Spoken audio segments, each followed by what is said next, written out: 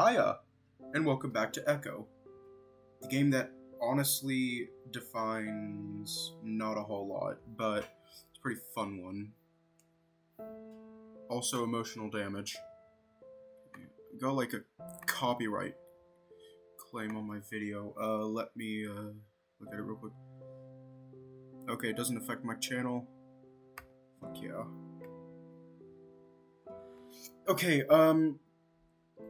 I do not know if you all saw, but, I took the time and, part 1 exists now.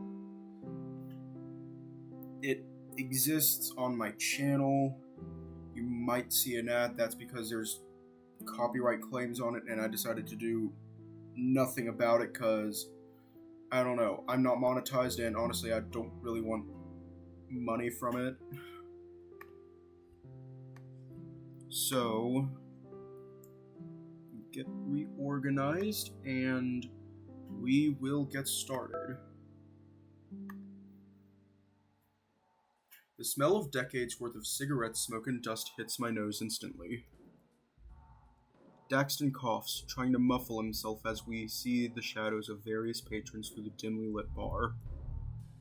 Everything near the counter is illuminated up with a sort of green tinge, while the rest of the establishment has red lighting. Well, in the places it does have lighting. I've never been inside a restaurant or bar this dark before. The walls are mainly decorated with faded 1950s beer adverts, and a mounted CRT monitor near the entrance looks to be streaming an old cricket match. I don't see any bartenders or waiters. Nobody's behind the bar. Huh. Daxton half speaks, half whispers. Maybe we should take a seat so it doesn't look like we're gawking? Yeah, good idea. We move toward the closest table to the entrance. The location leaves us completely enshrouded in darkness. There's a lamp above us, but it looks broken, the copper wiring hanging out where the bulb is supposed to go. I haven't seen Flynn yet. Have you? It's hard to see in here. I sort of assumed salamanders had better night vision. No, not yet. Squinting, I try to get my eyes to adjust to the darkness. Two large figures get up from their bar stools and head toward the pool table, each grabbing a cue. They both appear to be equine, middle-aged, and male, decked out in polo shirts and slacks.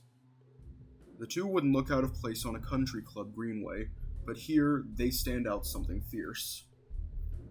I realize that there is a much smaller person behind them, a fennec girl with big, lengthy head fur that goes down to her shoulders. One of them, the one in the teal polo with the beer gut, sets out a rack of pool balls on the table.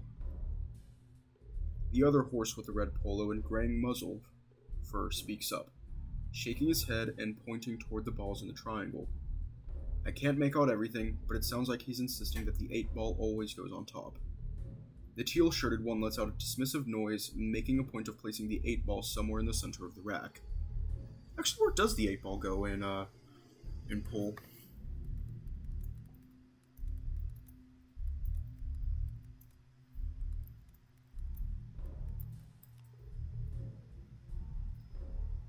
Okay. Okay.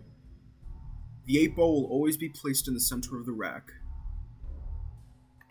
Okay. That's good to know. I mean, I don't play pool, but... I feel my phone buzz in my pocket. Quickly reaching down, I check the message. It's from Leo. We're all gonna hang out at your old hood tomorrow at 2. Would be good if you came. I sigh. That same welling of guilt takes hold in my chest, like stones in my ribcage. More text from the evil X. I glance up at Daxton in surprise, the salamander having turned to face me. Again, I'm wrought with how fucking eerie his bright eyes sticking out of the blackness and staring right at me is. He's not evil. You folk all get super antsy every time he texts you, like an X is just that, an X. You don't gotta worry about them anymore. Daxton crosses his forearms and rests them on the table for a moment before hastily pulling them back. He grimaces, wiping his arms on the fabric of his shirt. Looking down, I can see that it has been a while since the surface of the table has been properly wiped down. There's no napkins in sight either. I peer at the message again, trying to think of what to say in response. Well, the circumstances are kind of different here. He's been one of my closest friends since I was really young, and when I left town for college, we never actually broke up. Oh. The skin on his face pulls tighter, though I can't make out what expression he's making. So, he's not actually your ex then. We haven't been together in 3 years. Hell, before this trip I haven't even spoken to him in at least 12 months. That's not exactly true at all, now is it? The heavy feeling in my chest grows stronger. Look, I don't have time to go over the past 15 years of our relationship. He holds up the flat of his rubbery palms. Sorry, just trying to get to know you and all. He turns back around.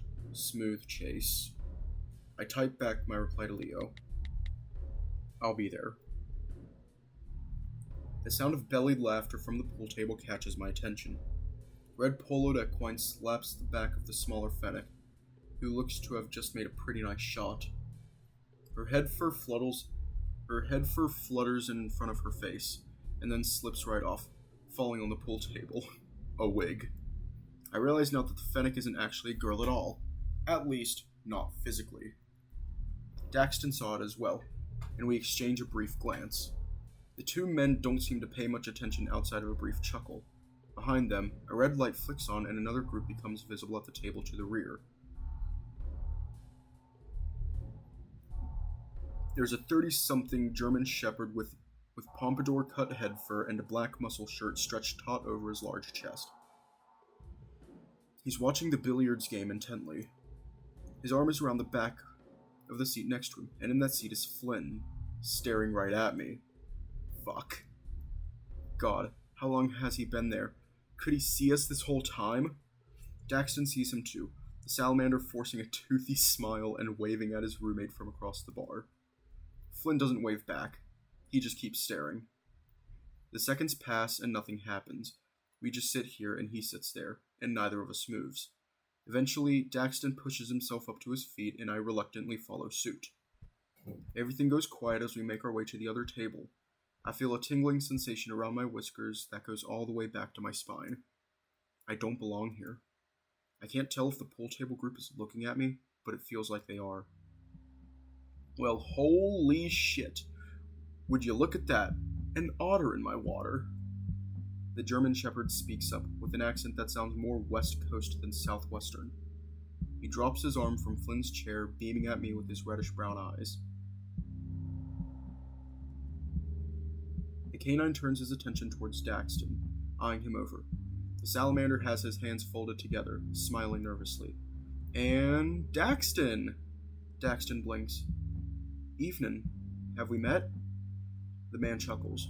Nah, but I've seen you before, whenever I come over to Scaly Boy's house here. You're always in your room, all loner-like. Flynn's slitted gaze flicks from Daxton to me. His expression seems to harden before my eyes. What the fuck are you doing here?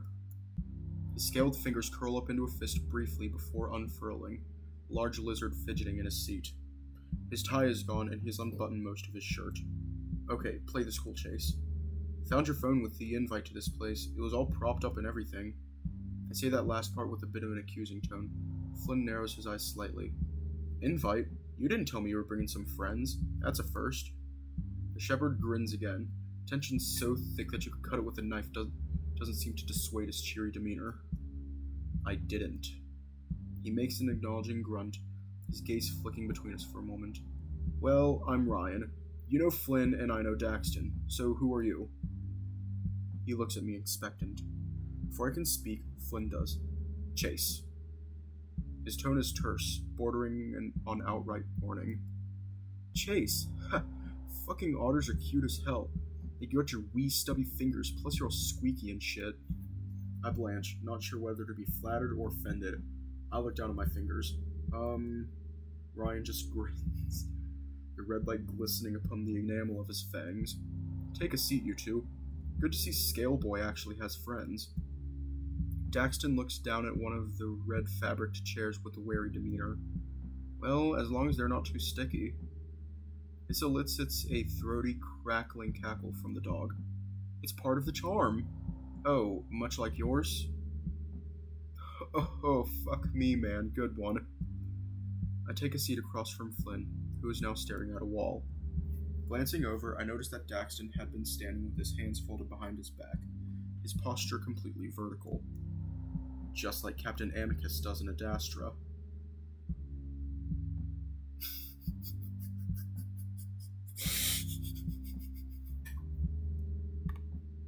I gotta do it again. I fucking have to do it again.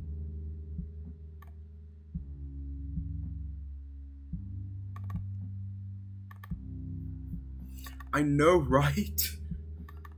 We have to add him in the corner. It...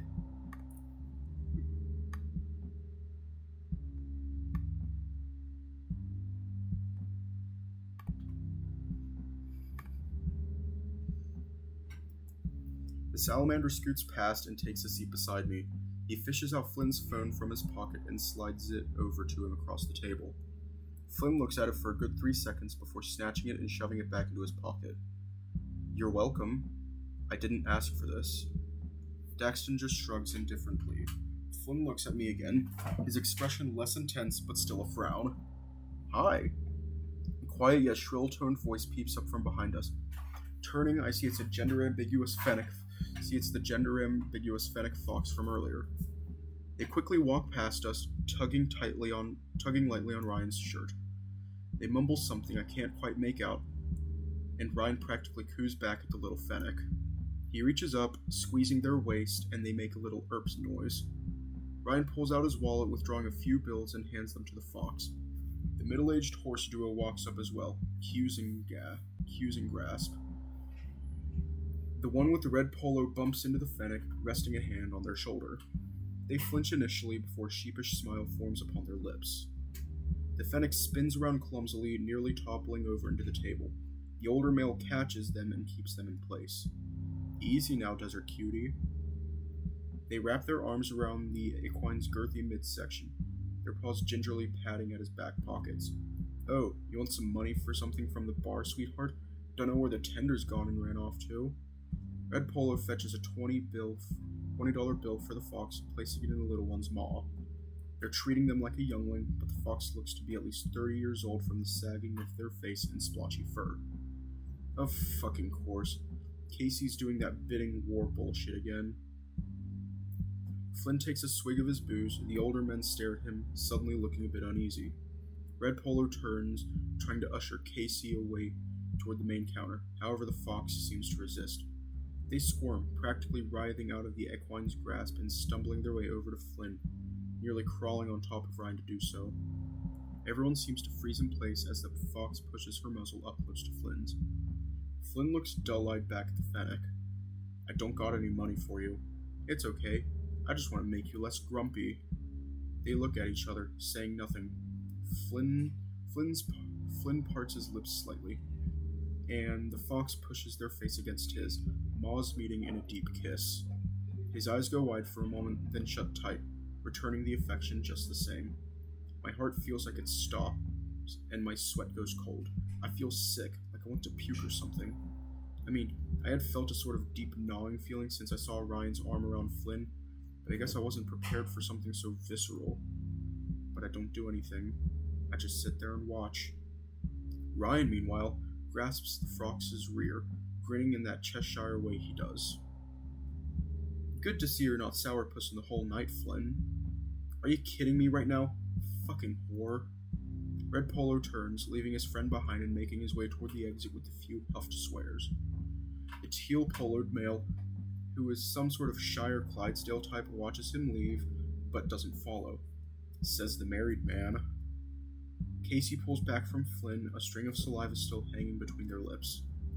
Flynn's nostrils flare as he exhales upon the fox's face. It seems to set Casey off, and they kiss him again with even more ferocity. Daxton's looking at me now, his eyes wide. The salamander silently mouths a "what the fuck." I don't even have the capacity within me to respond with anything other than a curt nod. Wow, putting on a show for the new friends? Teal Polo is looking down at Daxton, and I know. Well, note in the festivities, You youngins want a drink or something? I'm Mike. Nah, we're good. I'll have 2 doubles of whatever tequila is the cheapest. Mike blinks. I'll be right back then, kid. Let me find the bartender. Rob's back in the smoke room Seabiscuit. He uses his free hand, the one not currently groping Fox ass, and points toward a wooden door in the corner of the room by a potted plastic saguaro, I think that's pronounced. The smoke room? Mike gives Ryan an uneasy look.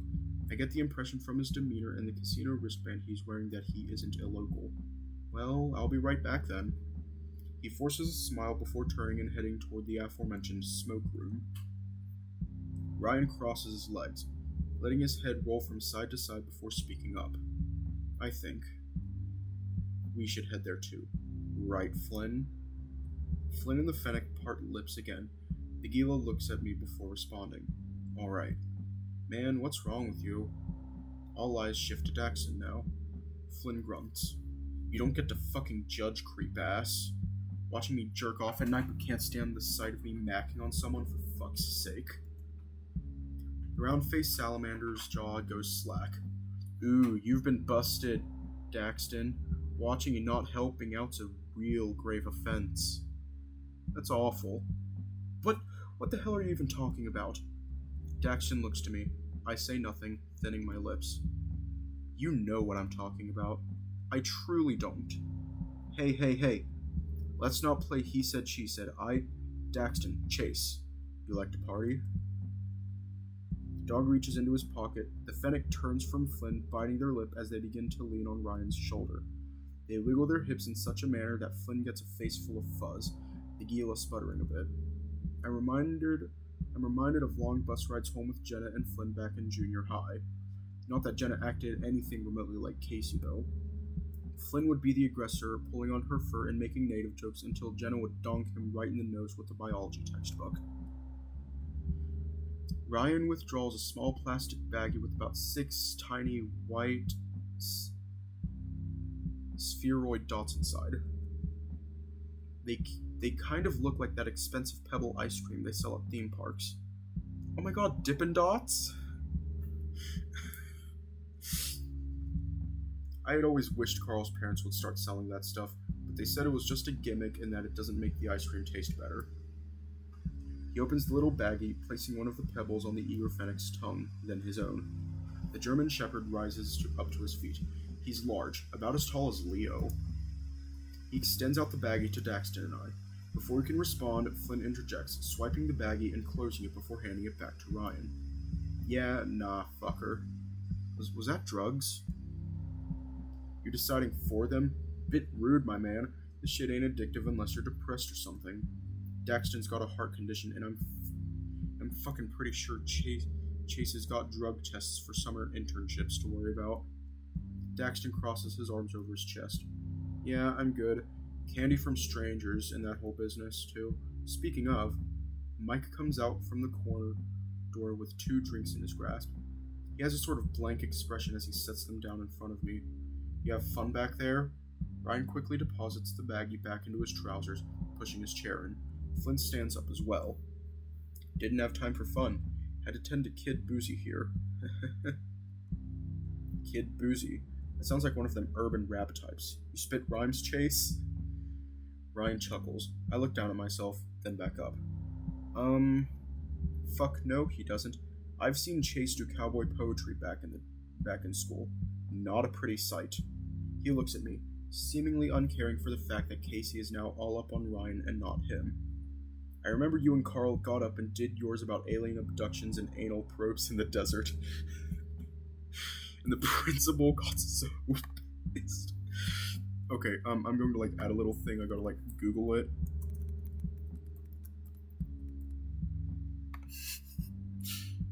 Because the rap about alien abductions and anal probes in the desert just brought this character to mind. And I gotta download a picture of them real quick.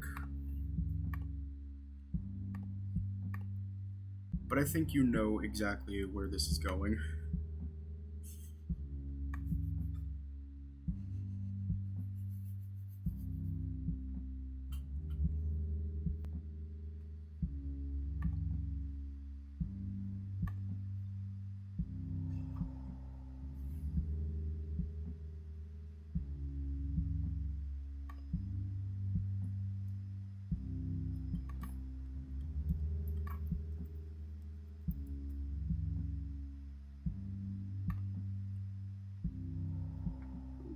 select that.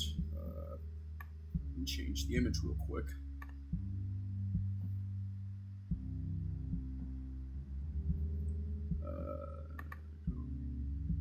TikTok shit.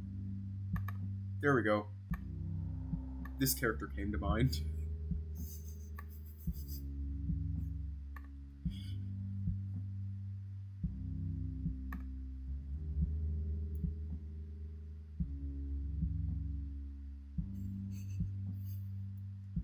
I let out a little huff as the memory comes back to me.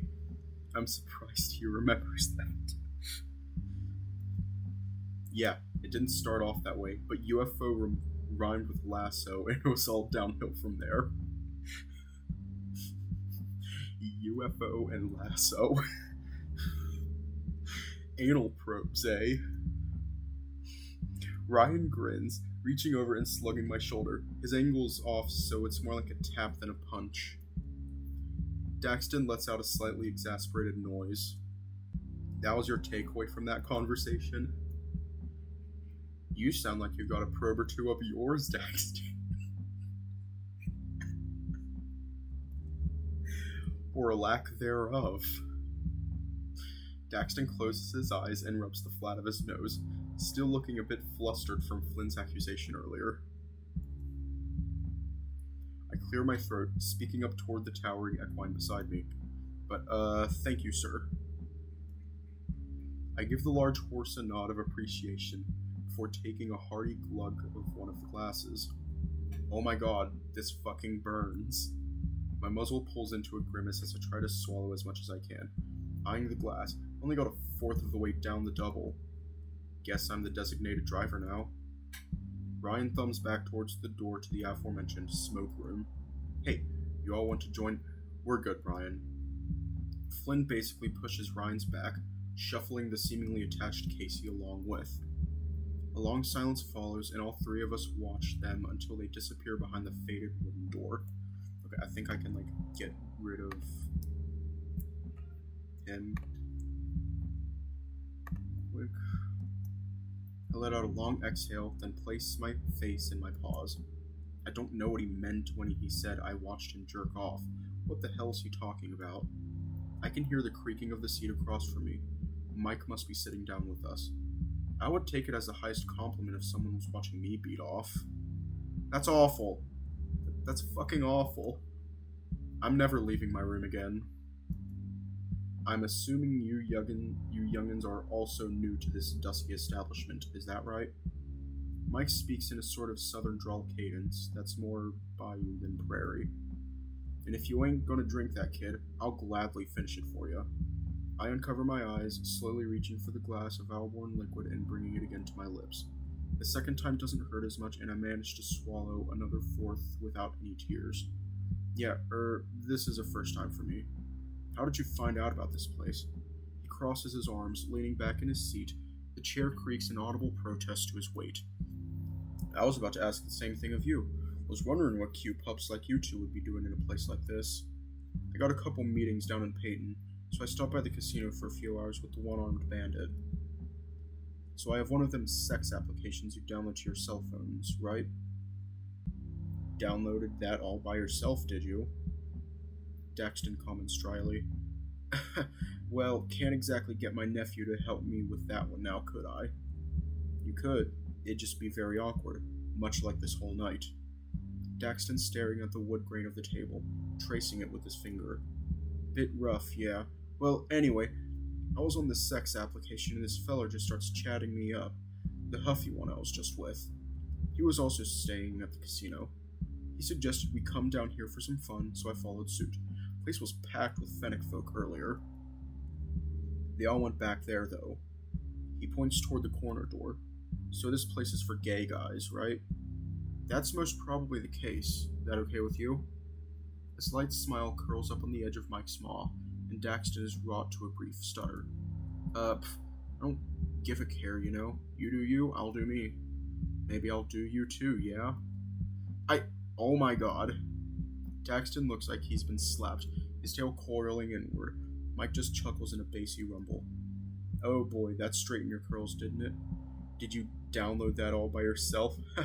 You sassy little shit. My phone vibrates. Is that, a hail from Tactical?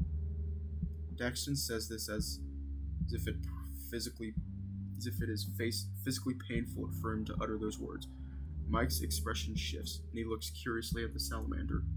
I check my phone. It's from Flynn. Come to the smoke room. Alone. Huh? The empty feeling that had taken hold of me seems to alleviate some.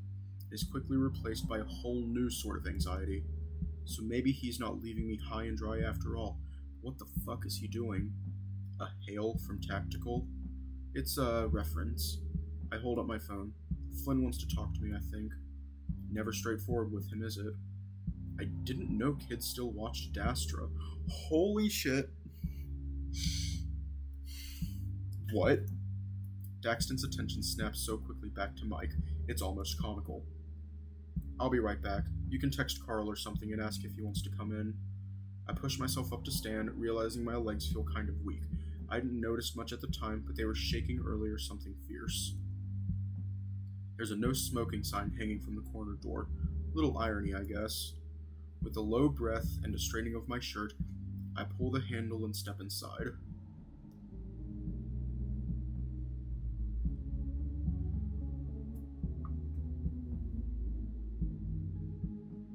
My feet touch what feels like bare soil. With a quick check, I realize the floors are wood, just laden with a layer of dust, grime, and peanut shells. The smell of spilled beer, cigarettes, and sweat is a combination of the likes I've never smelled stronger. I turn, and Ryan's only a few feet in front of me, standing in the middle of the room with Casey. They're fucking. Flynn's next to them, his shirt open and belt undone. The lights pull. I feel like this might be a bit too NSFW, because you can very visibly see that they're doing shit.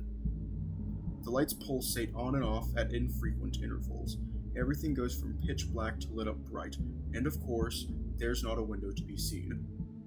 I hear ambient voices around me. A decent amount of people are here, and most of them are completely naked. Behind Flynn, gay porn plays on a crooked-mounted television screen. Speakers and subwoofers rumble with the bassy drone of bizarre music. Silhouettes of people dance in a limp daze. The flickering lights make the shapes look like rag dolls flailing in stop motion. The lights begin to strobe red, and it's overpowering to the senses. Too much to bear. I grab the end of my tail, squinting through actual smoke. Flynn? My voice comes out more pathetic than intended. The music's so intense I can't tell if I'm being loud or quiet. Everything goes black again. I hear a clap and a cry followed by a baritone voice. This is what you want. Did Flynn say that? There's a glint in the darkness, and I know it's Flynn's eyes. He's not looking at me. His eyes may be aimed in my general direction, yet he's not actually looking at me. But the guy behind him is. Oh fuck yeah. Ryan cranes his neck some, looking toward me with that big old grin. His long tongue hangs out the side of his maw. Oh hey Chase, come here.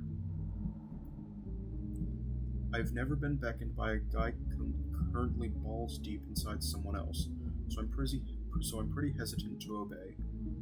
Flynn turns away from the duo, facing me.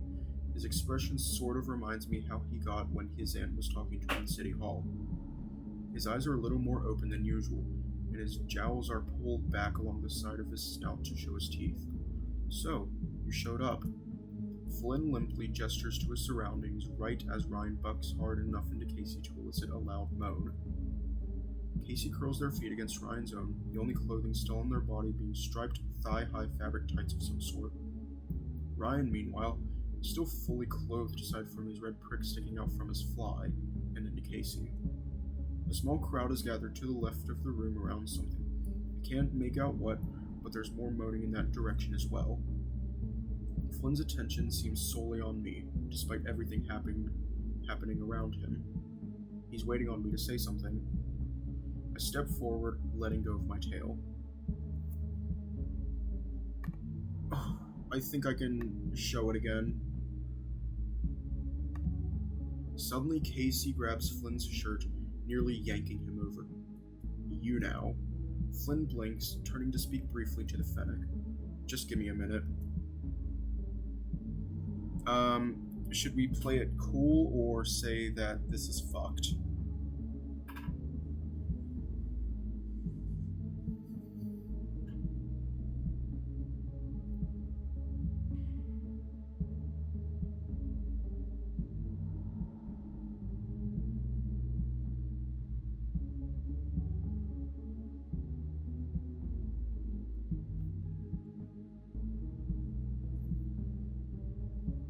I agree, this is pretty fucked. I push my paws into my pockets. God, how the hell did I go from watching old sci-fi shows with Carl and Daxton to this? Sorry, wrong door. I turn quickly, trying to figure this weird twisty door handle to get out of here. I hear the rustling of fabric and the jingling of a loose belt. A hand grasps my shoulder, and judging from the orange and black pattern, it's Flynn. You can't keep your nose in your own business, you know that? Despite the words, he sounds worried. I clear my throat, trying not to sound too freaked out. Well, you know me, Snoopy journalist. Don't worry, this isn't, going in the report. You, gonna leave me hanging over here with this? Ryan rests his heavy chin on the cooing Casey's shoulder, giving Flynn and I puppy eyes even as he bounces Casey on his crotch. You look like you got it covered. Flynn keeps his hand on me, though no longer as tight. So you did leave that phone out for me to find it, right? Flynn rolls his head some, as if debating speaking further. Finally, he looks back down to me. Didn't expect you to bring my fucking roommate. That was awkward as shit. And now I gotta deal with the fallout of all this when I get back home. You're the one that accused him of watching you masturbate after making out in front of us. I'm pretty fucking sure he did, or at least someone was. He doesn't seem like the kind of person to do that. And you never struck me as the sort of person who would be dumb enough to bring him along when I tried to make it damn clear I just wanted you. I blink. Wanted me? He ushers me back against one of the walls near the entrance, looking around. I notice that the clientele seems to mainly fall within two groups: Fennec natives and middle-aged men. Most of them look like generic dads, which makes Flynn's presence here all the more strange. What the hell even is this place, Flynn? I feel Aguila's weight shift against me as he shrugs. Tits if I know. It's fucking something, though, ain't it? It's, you know. He looks at me, seeming to be judging the expression on my face. A fucking sleazy dump. There's a flicker of a smile on Flynn's face before the lights come back on. It's laden with a tinge of nervousness. With everything illuminated, I can finally see what the small crowd is gathered around. There's an actual tiger in the middle. This guy must weigh 300 pounds. On his paws and knees in front of him is a rather chubby Fennec, large for his species as well. There's a jar of lard next to them, and the tiger's paw is...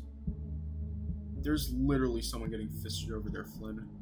Yep, I know. I was gonna comment on it with you and your fragile mental state and whatnot.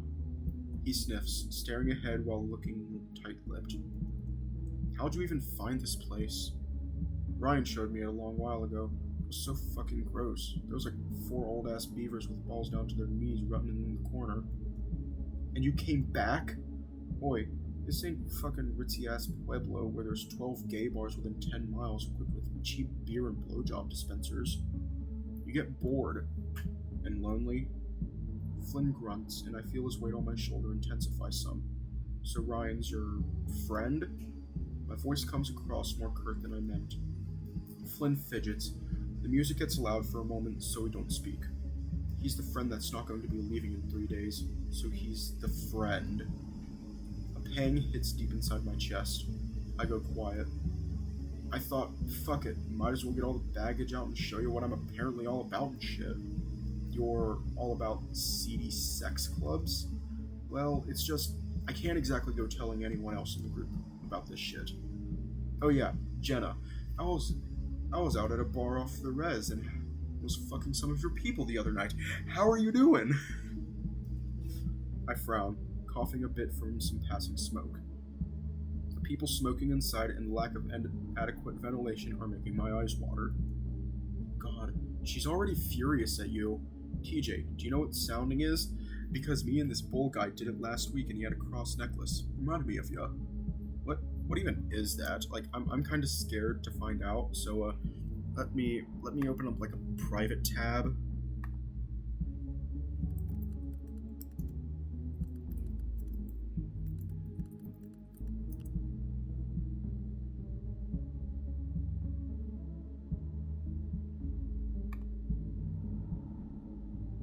Okay, I literally just Googled it and I immediately regret it. I find myself cracking a half smile at the hypothetical conversation, even if the other half of my face is still in a grimace. Ugh, no way, you don't actually do that, do you?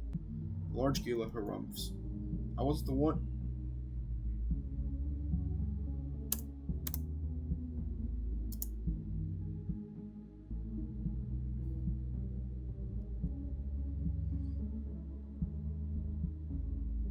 Oh my god. Oh my god.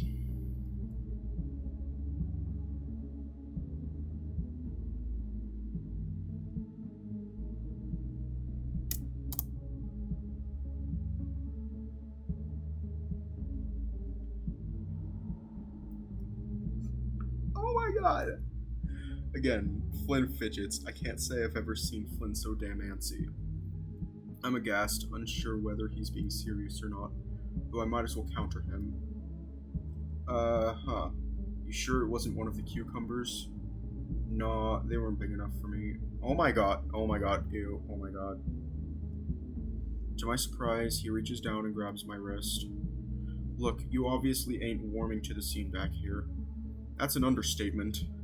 So, if we're gonna have a talk, and I ain't pushing ya one way or the other for this shit, let's do it outside. I'm not sure what he means by talk. In fact, I doubt he's even sure what he means by talk. Still, it sounds like a better idea than staying back here. I mean, that's what I'm here for, right? To talk to Flynn? Right. Alright, man, I'm okay, but that sounds fine. Flynn gives me a dubious expression. I feel him squeeze my shoulder some. Where are you two going? Ryan calls out from across.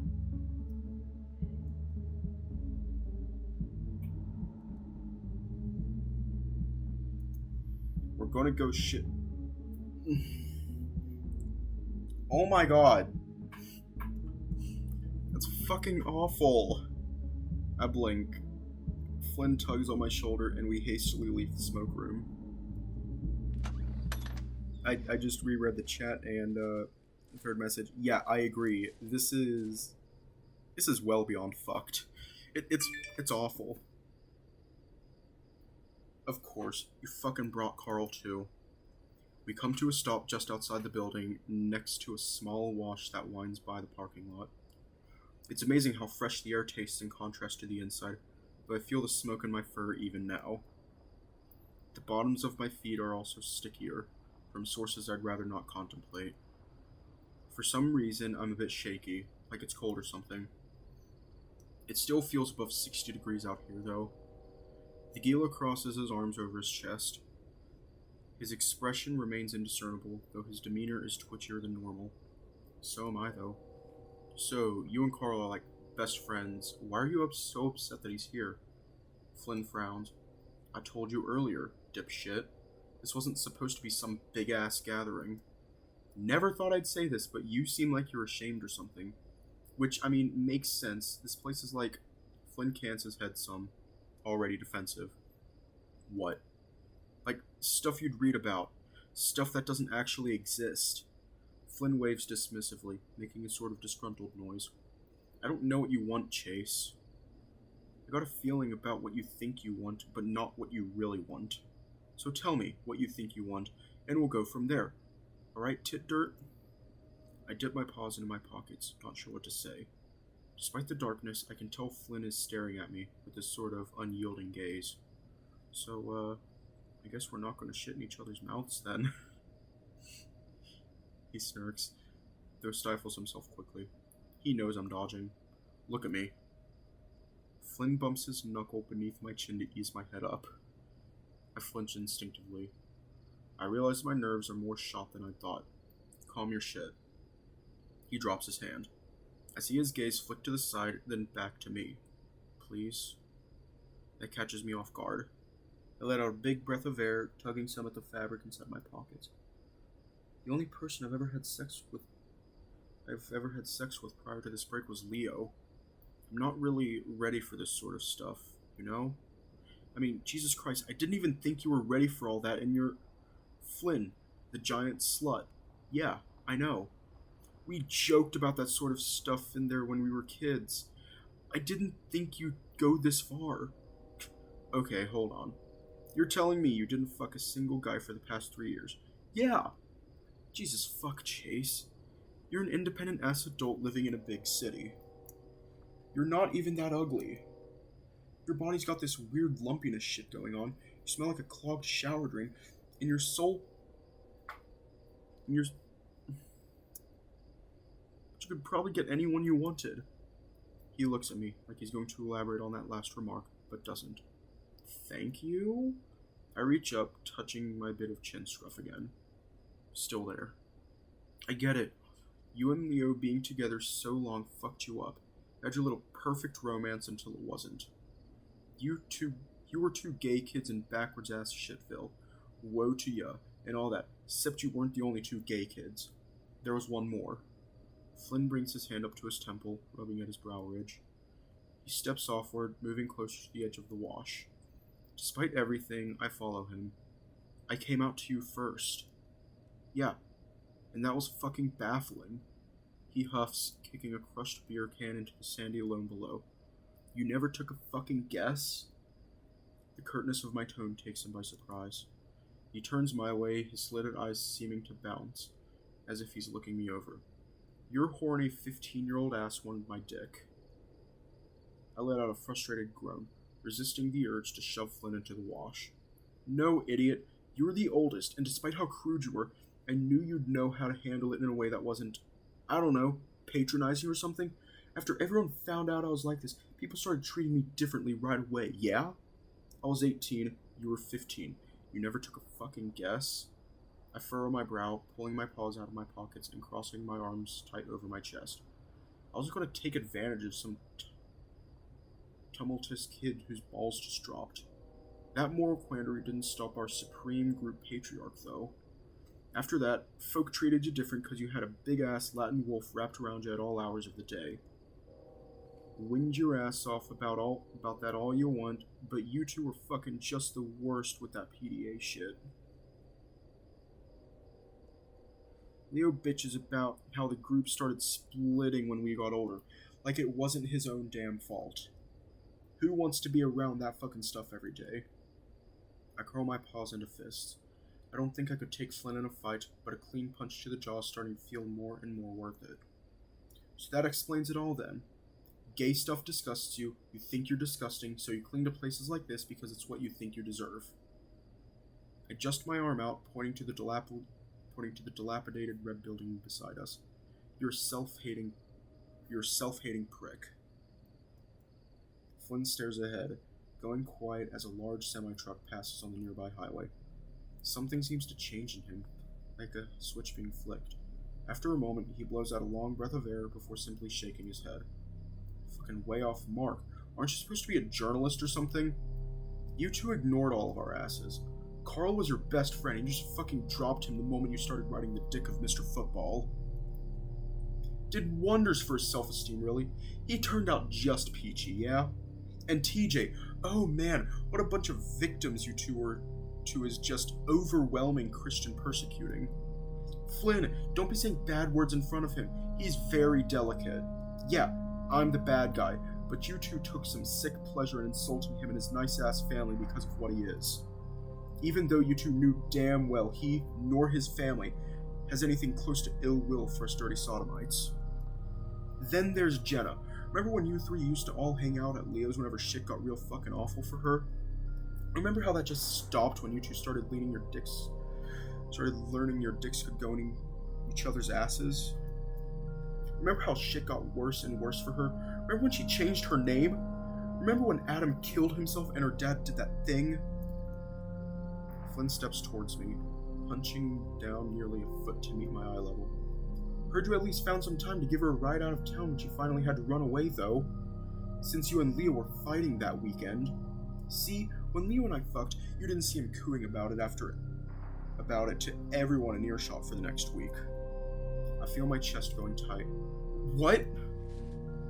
Flynn rises to his full, unhunched height. Without another word, he turns and walks past me. What do you mean? My heart pounds and I follow. Where are you going? He rounds the corner and I try to catch up, but my foot catches on a root. I slide forward and I feel my fur scrape the bark. My body flips somehow and my tail strikes the ground first, bending back and launching me forward like a spring. Next thing I know, my whole body is in the air before I feel the dark, sandy ground of the wash bed meet my face. My ears ring and I feel blood begin to seep from my nose. I lay there, unmoving. I'm gonna turn this audio down a bit. As I shut my eyes and feel a sting within them, I realize I haven't cried in a long time.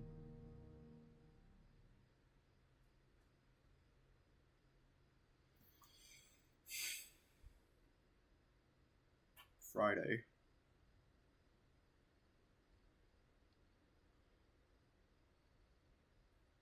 I bring the tripod back over my shoulder, wincing as some of the metal pushes against my collarbone.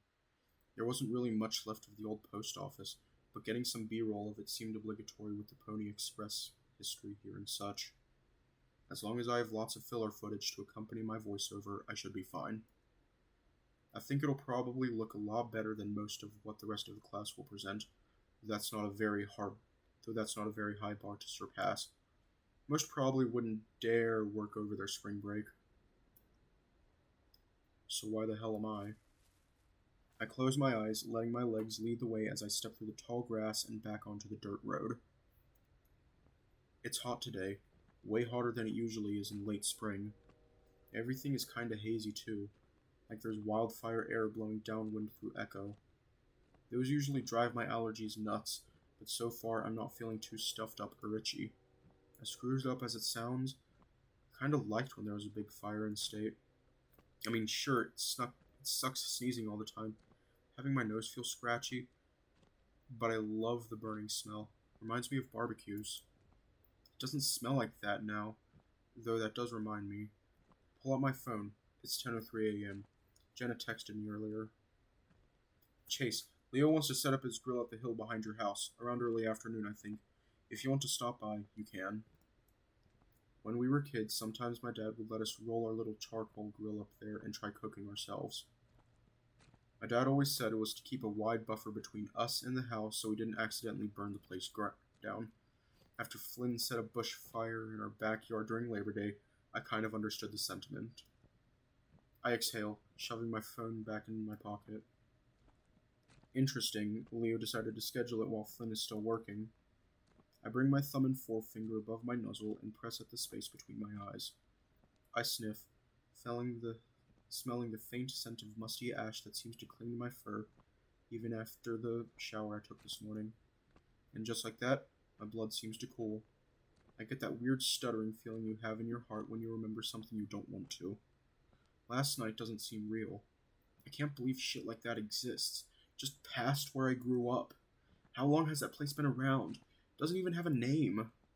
I searched the address some more when I got home, but I didn't find anything online. I mean, I've been in gay bars before up in Peyton, usually because some girl I'm friends with drags me there, but nothing quite like that. At least Daxton seemed to not hate it completely by the time we left. Turns out the middle-aged horse guy was an old dastry, the term for people who really liked Dastra. Daxton and him hit it off pretty well while I was away. Carl, meanwhile, was already passed out in my car by the time we got back. It was an awkward car ride home. A strange sense of sad nostalgia takes hold of me as I approach the faded white old brick structure that was my home. The white picket fence that surrounded the exterior is all but gone now. The few remaining posts are scattered all over the yard, some half buried in loose, barren topsoil. I remember Dad always made me paint it every summer, and I'd pitch a huge fit because I hated it. Working in 110-degree temperatures with scratchy bramble getting stuck in my pads, not to mention the dirt on the paintbrush. Dad was never happy with how it turned out anyway. He'd yell at me for laziness and doing a poor job. He claimed I had no aptitude for work, first placing the blame on me playing too many video games, then Leo. People are supposed to have a sense of satisfaction in their work, but every moment away from an escapist diversion seemed to make me miserable. I'd coop myself in my room with a big-ass plug-in fan, watching TV, daydreaming about fictional guys, and eating just an absurd amount of cereal. I sigh as I walk over an old plot where Mom's garden used to be. According to City Hall, this place is abandoned and condemned now. I step up to the window of my old bedroom, squinting through the dusty glass and spying the familiar turquoise shag carpet inside. All the furniture is gone, and spiderwebs hang from every corner. There's some graffiti on the wall as well, a gang sign or something that looks like a crooked red number 8. Seeing it, I'm left with a feeling of unease, like the sanctity of what was once mine has been taken away. I don't exactly pine for the days of being stuck in there, but there's this overwhelming pang of awareness that those times have passed and are never coming back. The worries I had growing up are gone and replaced by these visceral, very adult concerns about money, jobs, debt.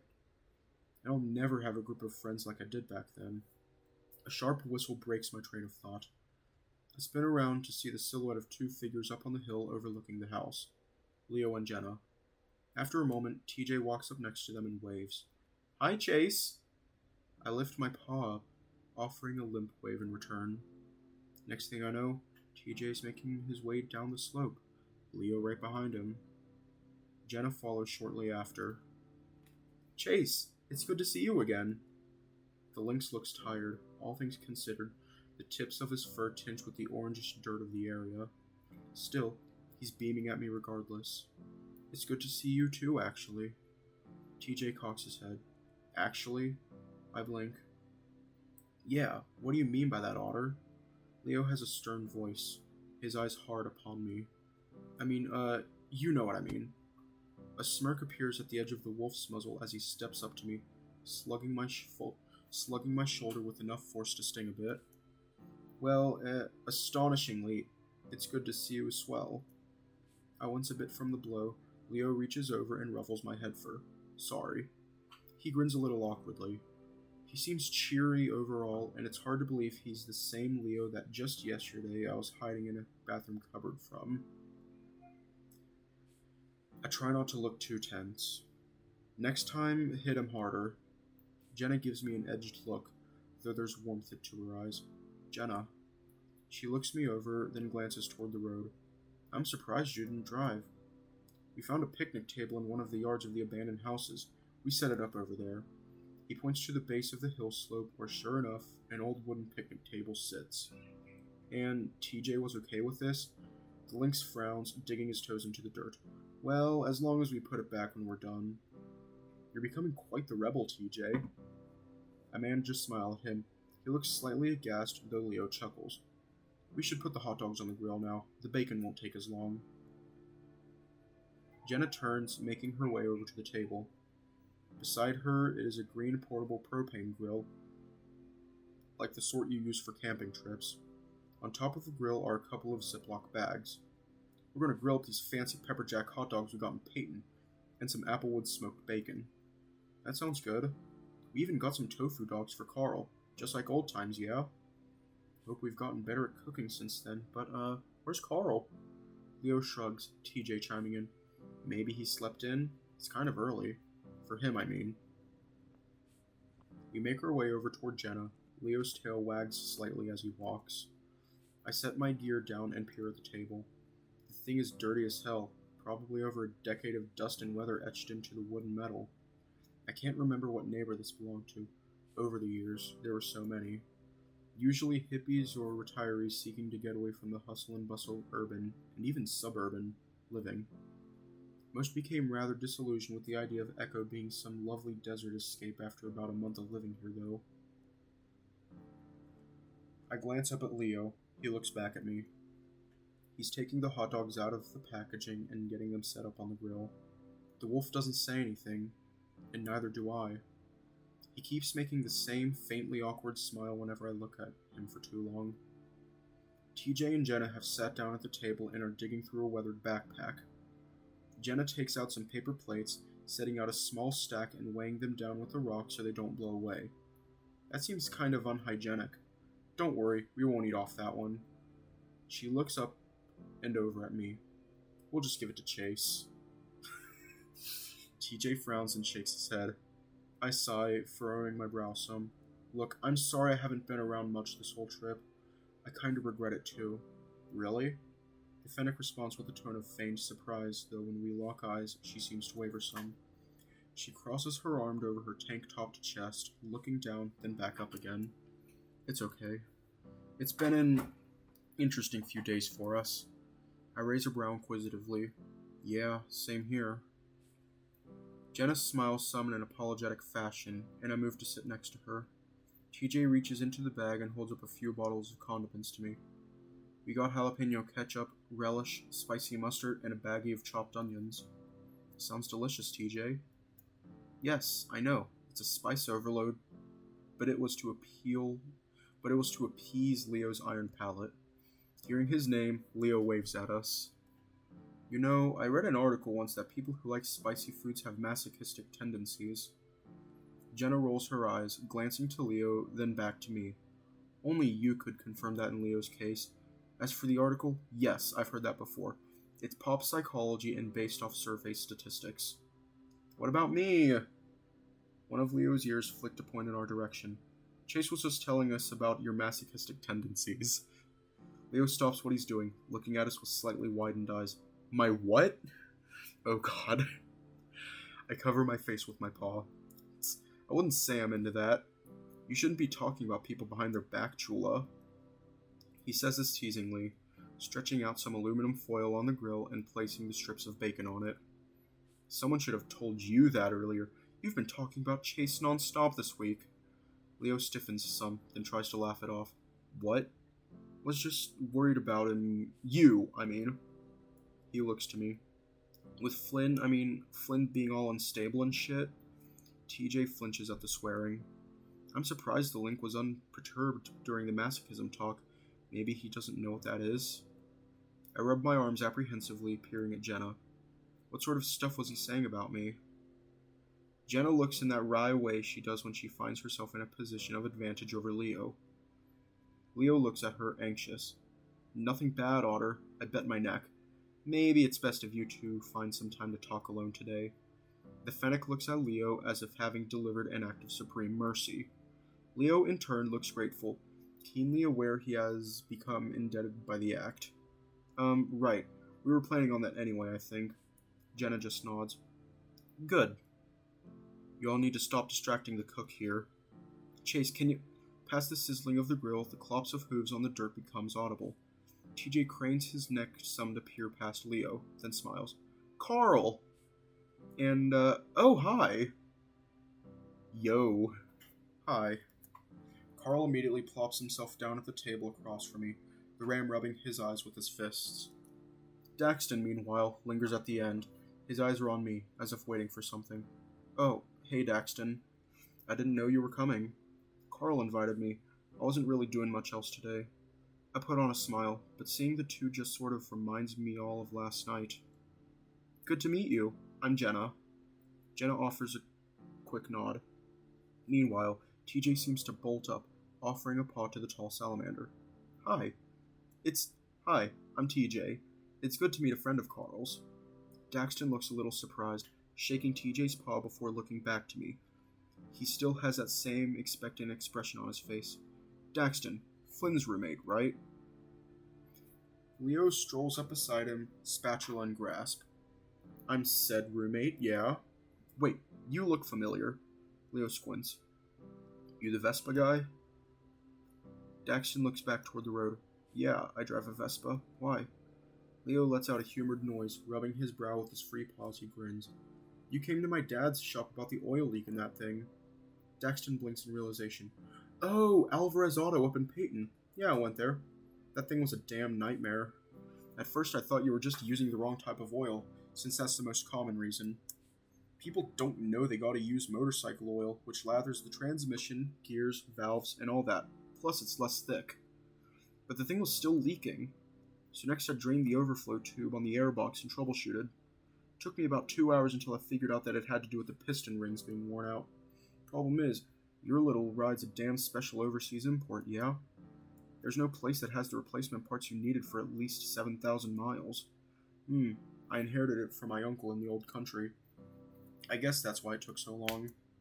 Yeah, can't say I'd ever worked on a machine like that prior to you, so thanks for the experience. Like I said, my dad owns that place. I'm Leo Alvarez. Leo extends out a paw, though with less gusto than TJ. Leo?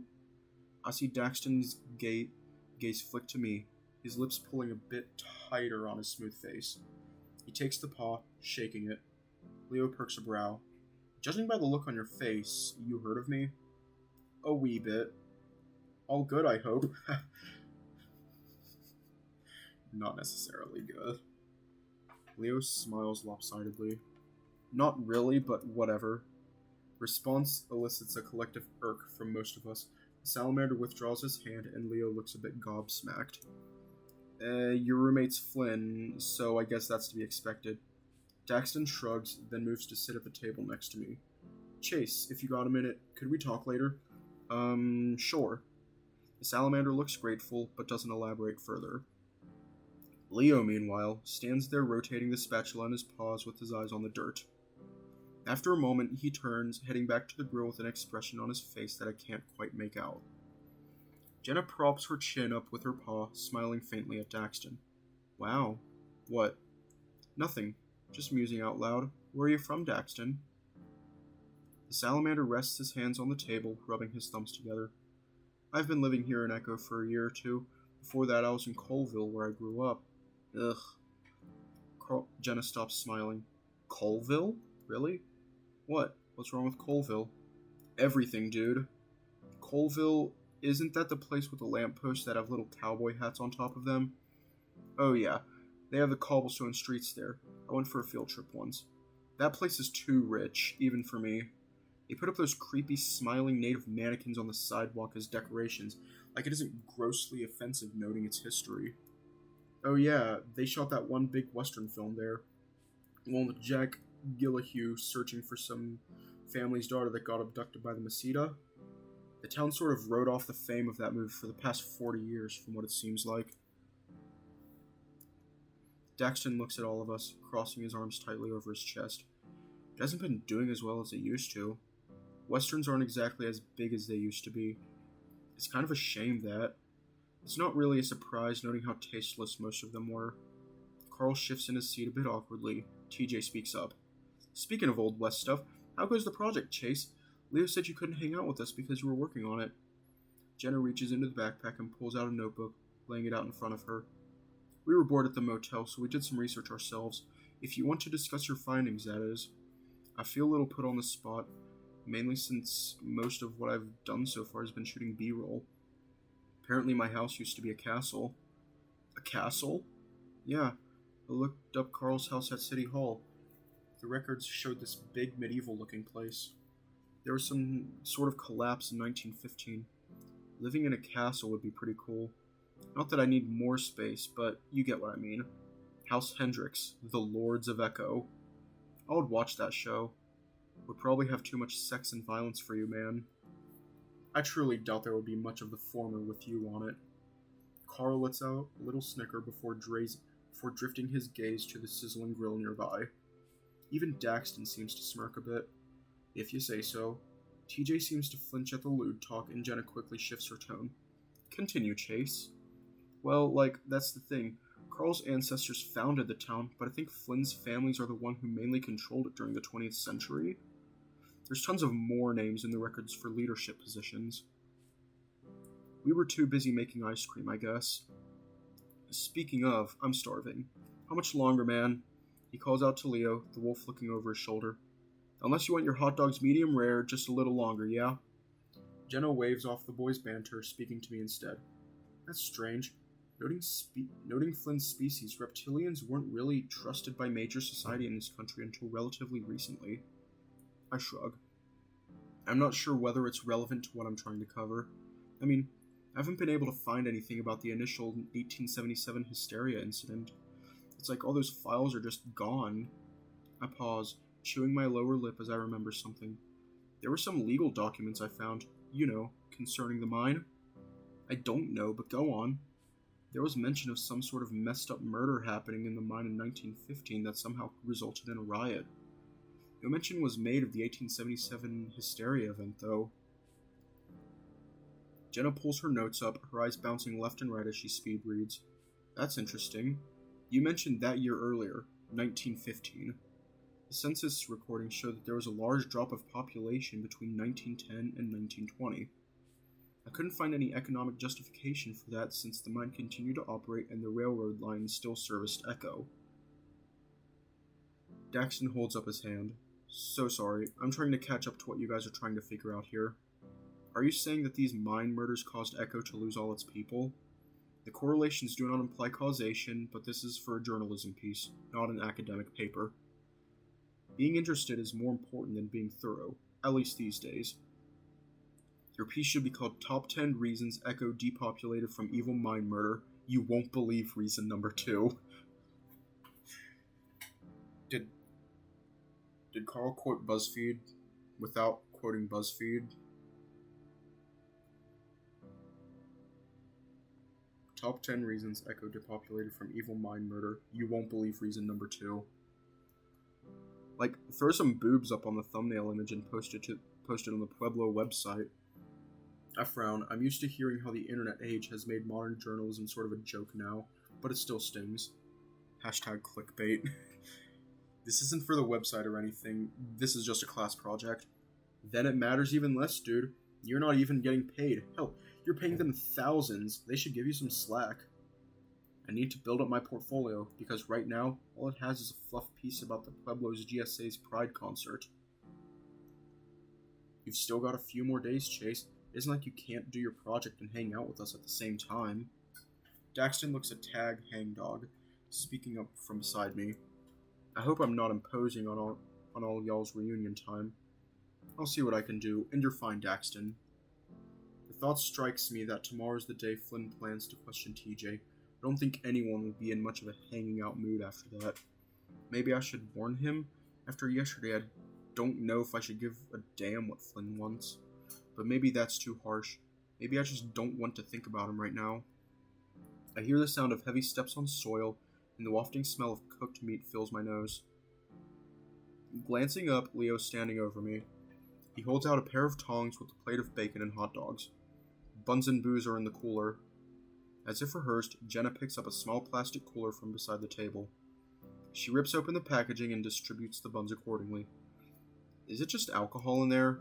TJ sounds disappointed. I got you some juice pouches, TJ. Don't you worry. Yay, thank you. He smiles appreciatively. Daxton seems to peer curiously at the links before taking a hot dog for himself. Leo looks a bit reluctant towards Daxton.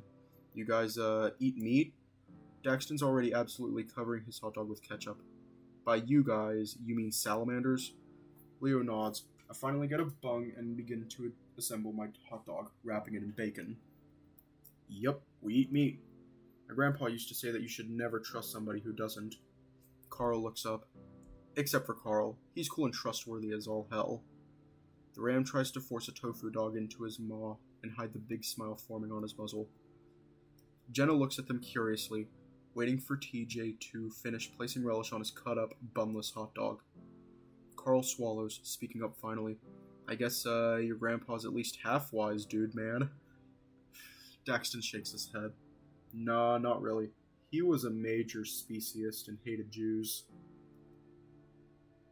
Wow. Just wow.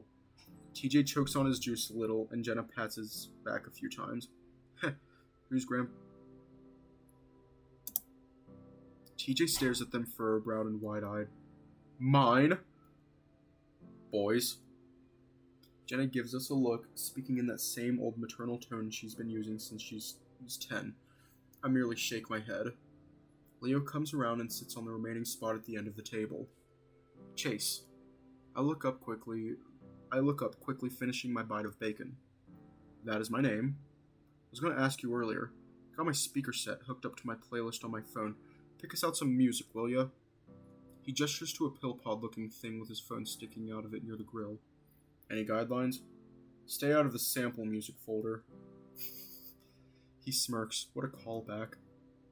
Sampled music folder. I think we saw that during Leo's route.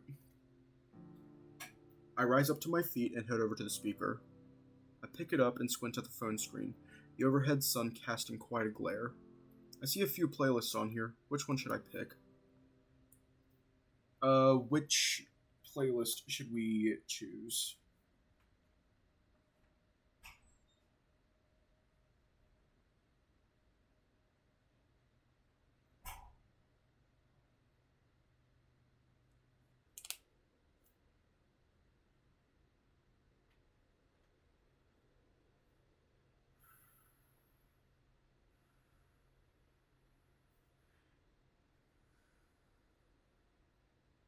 Pop music?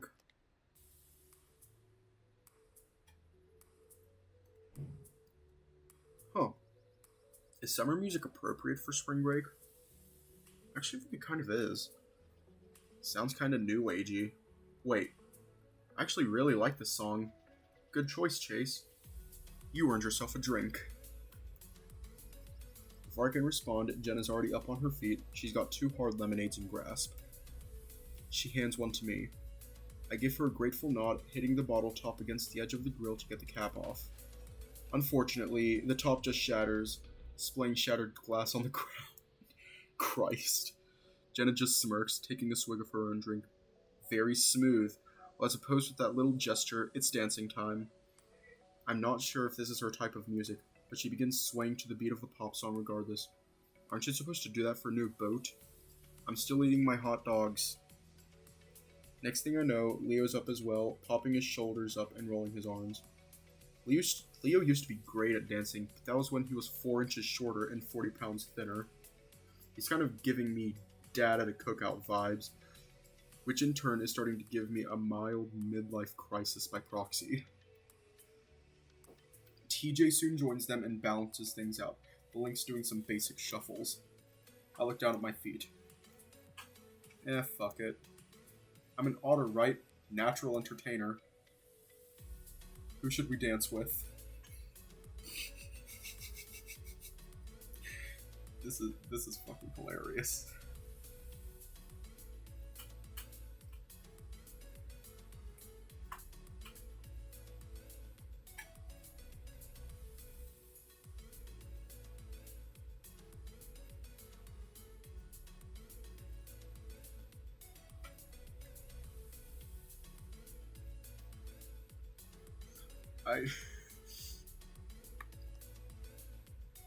I'm not sure if it's exactly safe to drink out of a bottle with a broken top, but I might as well try. The cuts in my throat will make the alcohol work quicker, right? I walk over to Carl, who is putting relish on what appears to be his third tofu dog. He looks up, offering a quick nod. Hey dude. Hey man. Wanna dance? Carl looks at me with pure deadpan. He says nothing, his face completely devoid of expression. His eyes are vacant. I match the expression. We stare at each other like this for about 15 seconds before Carl breaks into laughter. I do too. That's real funny, dude. You know, I was actually being kind of serious. Ram flubbers his lips, rotating on the bench so that his back rests against the table portion. He pats the spot next to him with his large paw. How about we just let the physically fit have the dance floor? The Flynn storyline is a fever dream. Are you saying I'm not physically fit? Carl reaches over, taking my broken bottle and replacing it with a fresh whole one from the cooler. I'm just flattered and shit that you're taking after my example for body goals. Oh my god. You're even doing the facial scruff thing. Chase, man, be honest. Do you believe you were born in the wrong body? That you actually should be a heavy-set cloven guy with horns? I know some forms that'll help you. I look down, holding my slightly bulging stomach with my paw. Ugh, I'm good for now. I glance back up, catching sight of Carl's eyes. Wait, are you not high right now? Nope, decided to stop mixing my downers after last night. Also, was hanging out with Daxton, and he kinda seems to like the straight edge type. You don't let dirty druggies into Adastra's Star Academy. I'm glad you're taking your duties seriously. God, dude, remember when we were going to get into LARPing? Like, we watched all those videos of people doing it online and we're so down.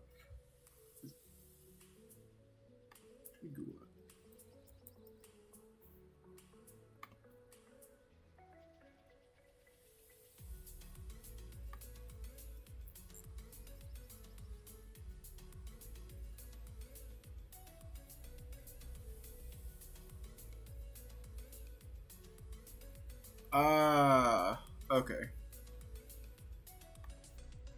The memory flashes back into my mind. Carl getting his parents to buy us a bunch of foam board and fabric from the department store. We started to make our own swords and stuff. Oh yeah, whatever stopped that? I think you discovered what gay sex was. Oh. I frown. That was about the time Leo and I started dating, wasn't it? Leo appears to be in the midst of doing what is known as the lawnmower, while TJ and Jenna dance together by the grill. So I'm going to Google a lot.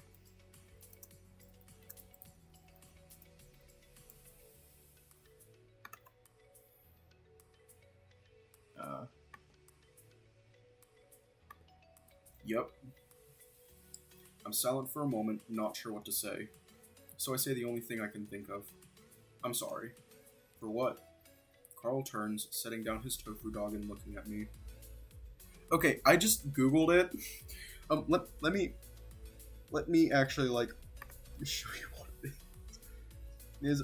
I just Googled it and I only saw like a thumbnail of a YouTube video.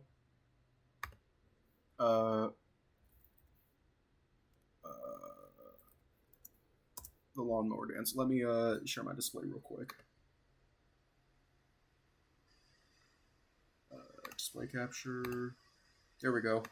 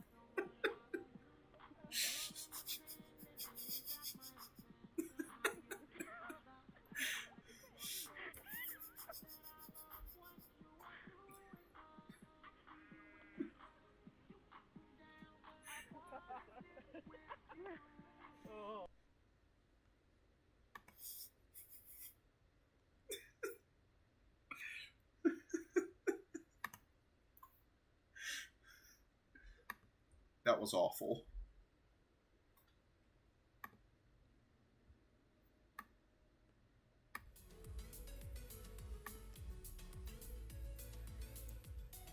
For ignoring you after Leo and I got together. Carl's brow raises ever so slightly. His lips purse and he looks down at his hooves. Oh, nah, it's fine, dude. I get it. I don't really compare to that. He gestures up to Leo, who is now doing what I think Flynn once called the garden hose. We're going to have to Google it because we simply have to Google it.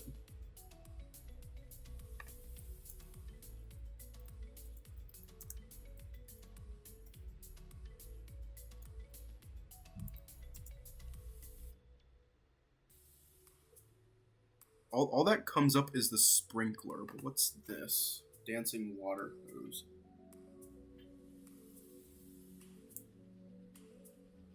Snapchat ad. Okay, all that came up was the sprinkler.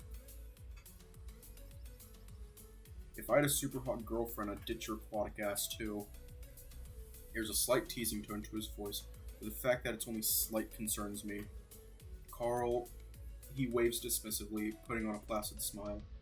As we sit there in silence and drink, it feels like just an hour passes. I peel a bit of wallpaper off above the mantel with my thumb. Without all the furniture, the place looks much older than it actually is. I managed to get in by unlocking the front door with one of my credit cards. The deadbolt never worked. I guess my parents didn't fix it after I left town. Everything kind of smells faintly familiar. Just dustier and without my mom's burning cinnamon incense that seems to be a constant feature of my childhood. I rest my forearms against the windsill and let my eyes lull a bit. Otter! Leo smacks his paw on either side of the window, looking up at me from the outside with a pleased expression on his muzzle.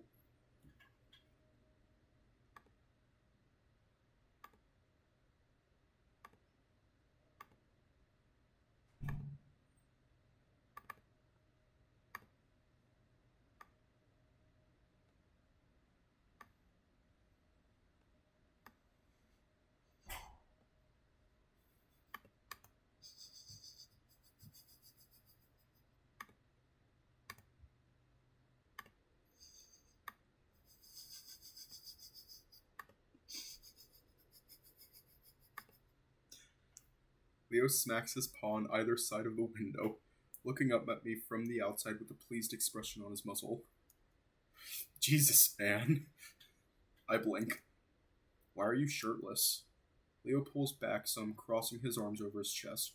He rolls his shoulders, a sort of indirect shrug. It was getting hot, especially with all that moving around and grilling. I give him a dubious look. Yeah, you're a hot dog, alright. The Red Wolf responds with a delighted smile. I harumph, trying to change gears a bit. You're not, like, self-conscious or anything? I mean, it isn't like the height of football season for you anymore. I flick my gaze towards his stomach.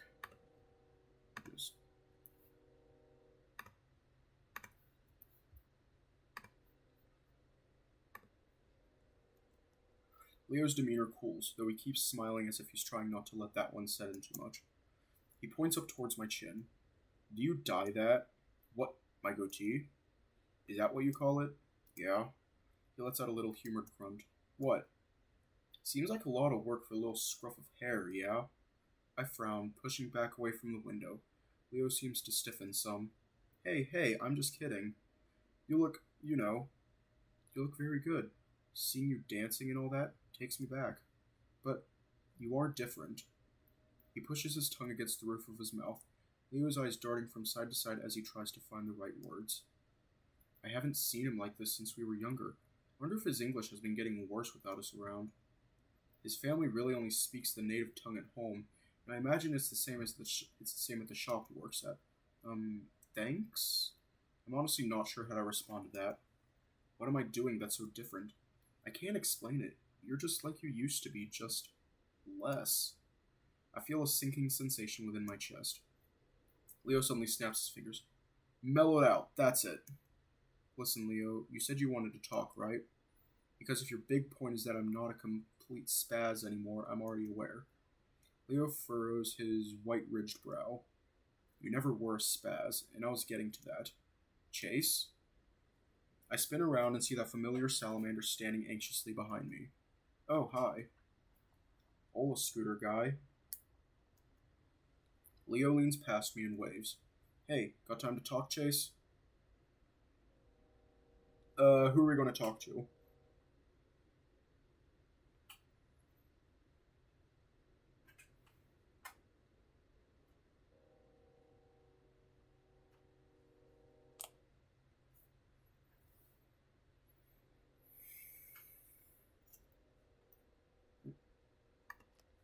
Great, thank you. Chase.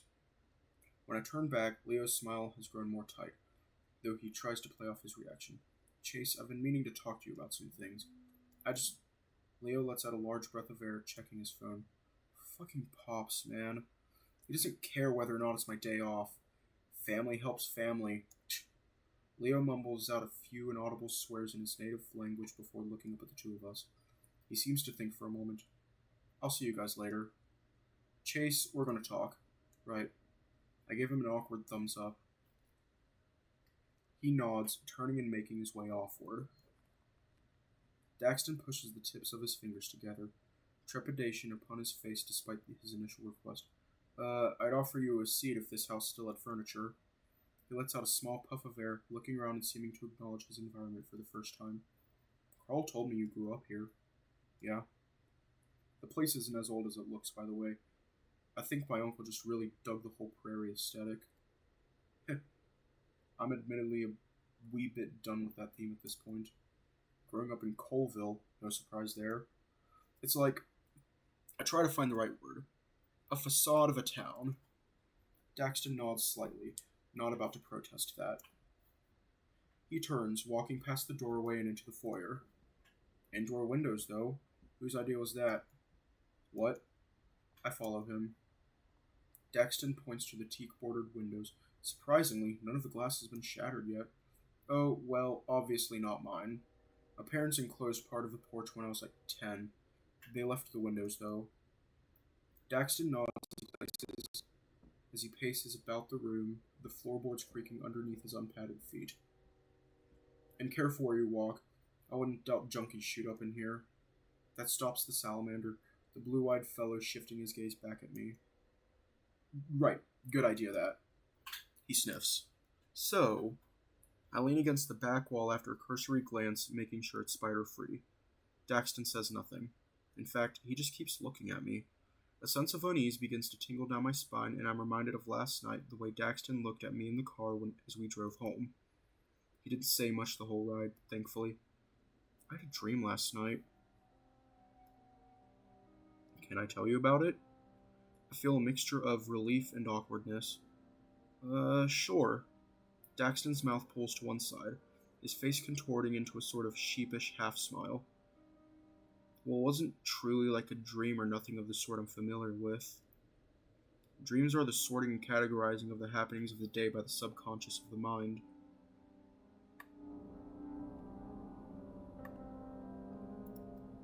You know how they are? Where the sky never looks quite day or night, always some sort of violet or reddish dusky setting. You always have some limited control of what environs surround you.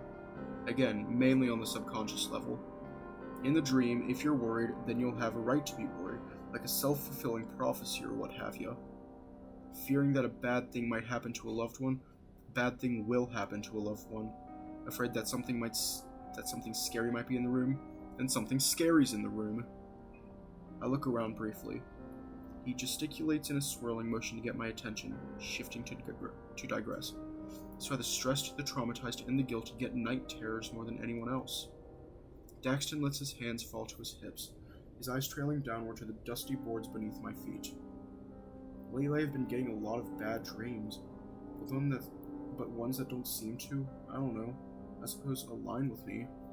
I'm doing things that I've never done in places I've never been, and that sense of subconscious agency is entirely absent. Like, I'm out in the pines and holding this rifle. Daxton? He looks up. No offense, but, where's this going? Daxton's posture goes a little more rigid, a salamander's nostrils flaring as he exhales. I'm beginning to think that Daxton is a lot weirder than I initially thought. Okay, I'm getting to it.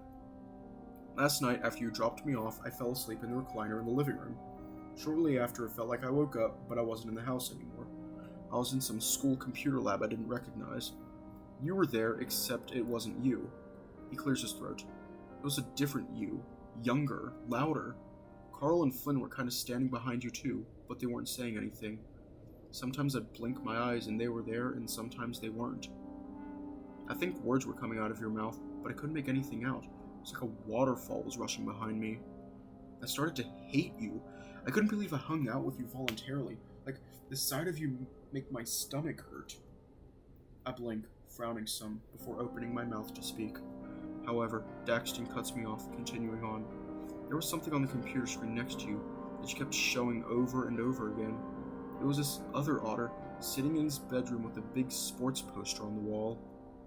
Other Otter, and he was crying, staring at something in the corner of the room. Again, you were just playing the same scene over and over again. Eventually, you just deleted it outright and made me mighty perturbed for whatever reason. I wanted to hit you, so I did. Daxton sees the deepening frown on my face, and he smiles very slightly, though he quickly goes back to his more serious expression. It was like I teleported across the room. The next thing I knew, I grabbed and hit you, but your body had the consistency of loamy sand. You were crumbling and dissolving every time I touched you. Your fur turned gray and speckled, and your face didn't look like you anymore. Everyone else started grabbing me. I recognized Carl's arms, but there were a bunch of others. Even you somehow had a hold of me. No Flynn, though. Hell, I couldn't even see him anymore. I remember calling for him, hoping he was back from that bar.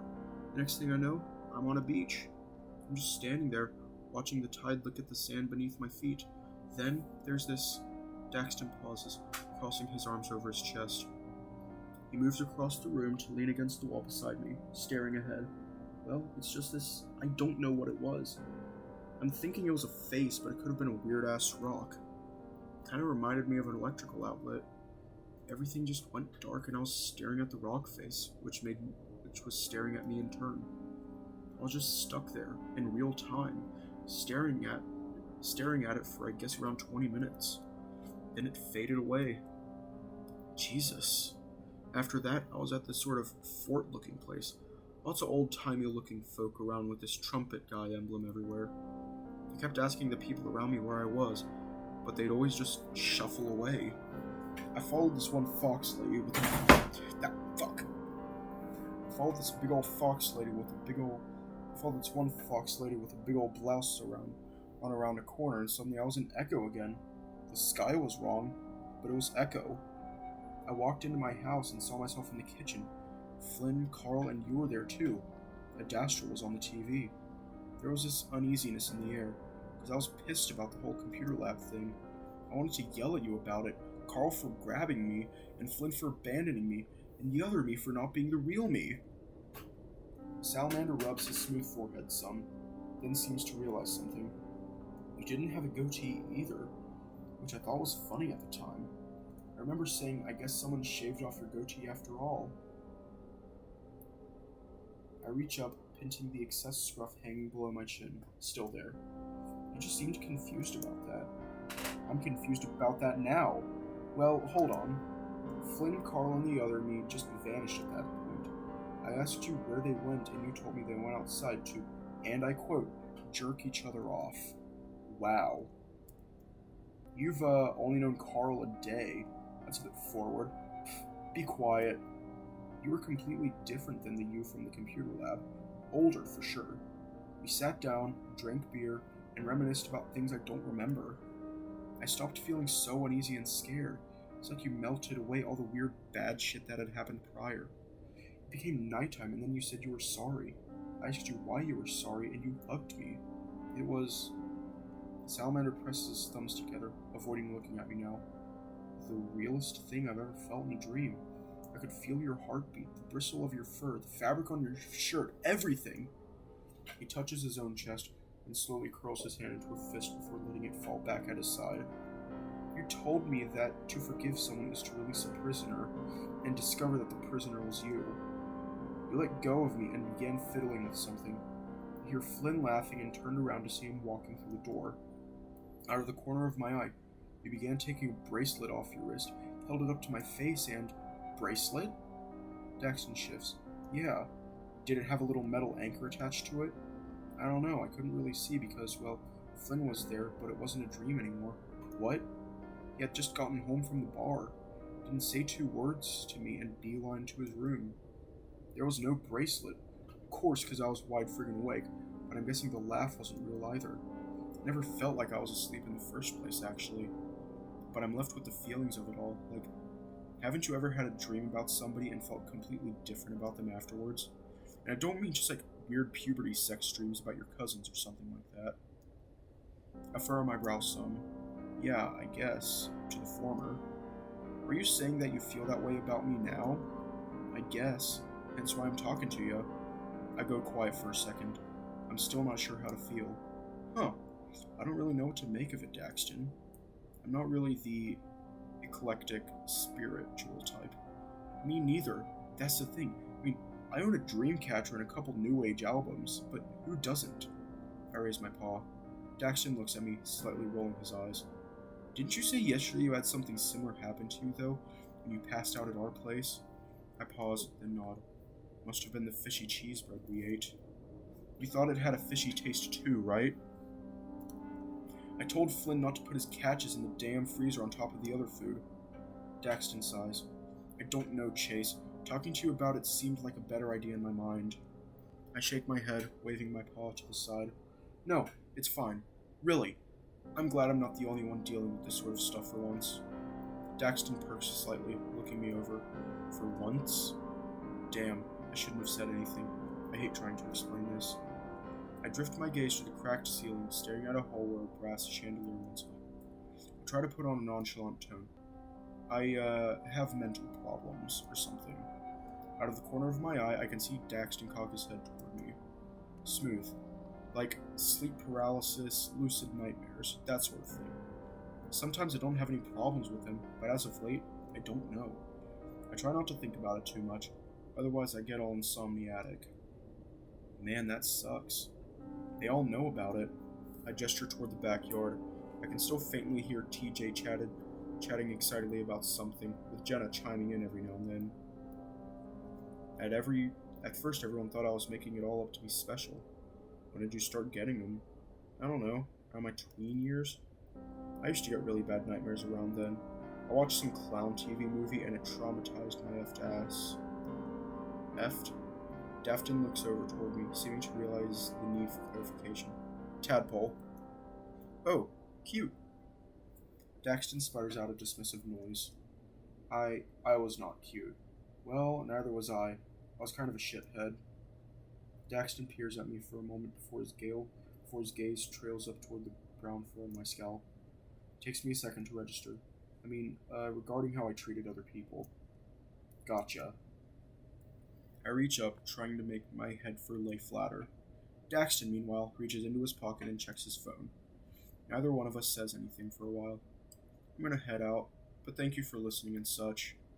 Oh yeah, no problem, man. You gonna go home and do some writing? I think I might. Either that or put on some new age music. I'm sure Flynn loves that. What sort of music does Flynn like? I don't think he does. What? I don't think he listens to music, in general. Who doesn't like music? I shrug. Someone like Flynn, I guess. Makes sense to me. He shoves his phone back into his pocket, stepping forward. Hey, since chances are I probably won't see you again, I just want to say it was good meeting you. I find myself smiling, in spite of the previous tone of the conversation. Likewise. Thanks for introducing me to Carl. Never had a rich friend before. You lived in Colville. How have you never had a rich friend? Hey, I didn't live in the ritzy tourist-packed part of it. Plus, I was homeschooled. Oh, that explains a lot. Shithead. He grins some, and I can see the pink on the inside of his mouth. It's quite the contrast from the rest of him. I feel a bit better now. See ya, Chase. Should we shake his hand or hug him?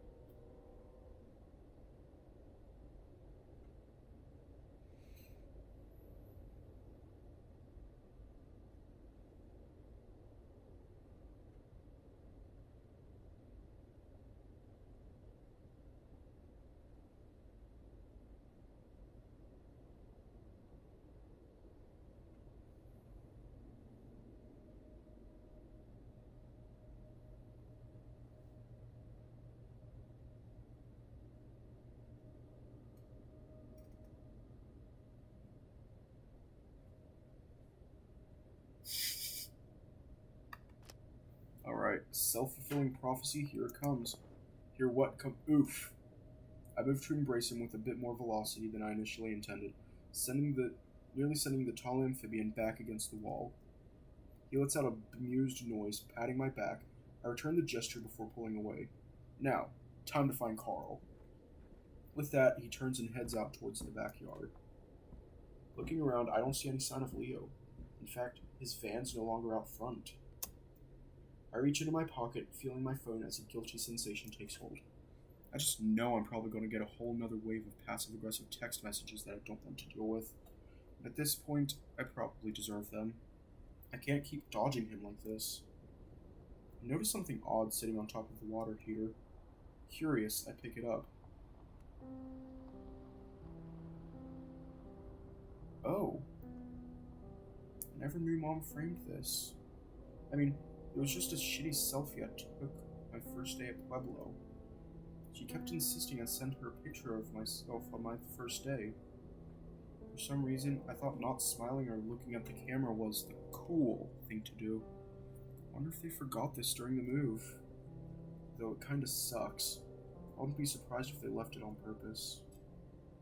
I haven't talked to them much lately. I should go. I step outside. The air is still kinda hazy, and the smell of hot dogs is pretty palpable. I look over across the yard. TJ and Jenna are sitting at the table. TJ's munching down on his third helping of cut-up hot dogs, while Jenna sits up top with her feet hanging off the side. It's kind of funny how small she is. She never grew up past age 13. My mind drifts back to the other Fennecs in the smoke room. They all kind of had that youthful appearance to them. I wonder if that's part of the appeal. I'm surprised you were so comfortable walking around in there. I glance over my shoulder, looking back at the weather-worn house. Huh? Why? The spiders. You are still afraid of them, right? I'd been trying not to think about that the whole time, actually. Felt like there were lots of them in the house, even when I lived in there, and that was with my parents bug bombing the place every month. I resist the urge to reach down and rub my feet, in case there were any walking around in my fur. Not like deathly. I cross my arms over my chest, tugging some at the fabric of my shirt. Right, of course. TJ snickers some. Jenna pulls out her phone, beginning to tap away at the digital keypad. By the way, we found something else that might help you with your project. Oh? It's in my purse. Could you grab it? Sure, what is it? Jenna doesn't answer, continuing her texting. TJ, meanwhile, seems to be grinning at his empty ketchup-covered plate. Jenna? I move over to the purse, unbuttoning the main flap. I've always been a bit wary going through girls' purses, for obvious reasons. The first thing I notice, though, is a piece of folded paper with Chase written in all capital letters on the top. It looks like there's something wedged inside of it as well. Curious, I pull back the top paper and feel something fuzzy against my paw pads, then a bristling sensation. Thin, prodding things tickle the tips of my fingers. I squeeze one and yank it up. Dangling before me is an orange and black tarantula, its limbs bouncing from the sudden pull of force. Jesus fuck! I toss it down to the dirt, it seeming to bounce right back up and land sideways on my foot. I scramble back, kicking at it with as much force as I can muster. Shit. That's evil! My chest heaves and I feel like my heart is about to burst from my chest. The tarantula doesn't move, and that's when I realize TJ and Jenna are grinning at me. Jenna has her phone pointed in my direction. Jesus. She's filming this? Language is just rubber, Chase. That! I point at the limp eight-legged thing that's now 3 yards away, stuck in a patch of goat brambles. That is not funny. It is, actually. Aw, I'm sorry, Chase. It was Jenna's idea. It was 99 cents at the gas station we stopped at back in Two Canyons. No wonder you wouldn't let me see what you bought. Did you guys actually have anything for me? I mean, regarding my project? TJ begins to look even more guilty. Jenna sets her phone down and goes about reclasping her purse. Not really, Chase. As you said, there wasn't much information about the 1877 happening. Most search results directed us towards dubious ghost hunting websites with no source of veracity that could be utilized in a formal report. Well, I sigh, stilling my swaying tail and feeling calm once again. Was there anything that could be used in a non-formal report? The Fennec cocks her head, her eyes seeming to look right through me as she thinks, before meeting my gaze once again. What do you want to know more about? UFO spotted over Echo Canyon by a group of night hikers. The Mesita ghost woman who wanders along the edges of the res, seducing men before impaling them on the branches of mesquite trees. Or perhaps the Mothman, who has been seen driving a semi-truck down Route 93 at midnight.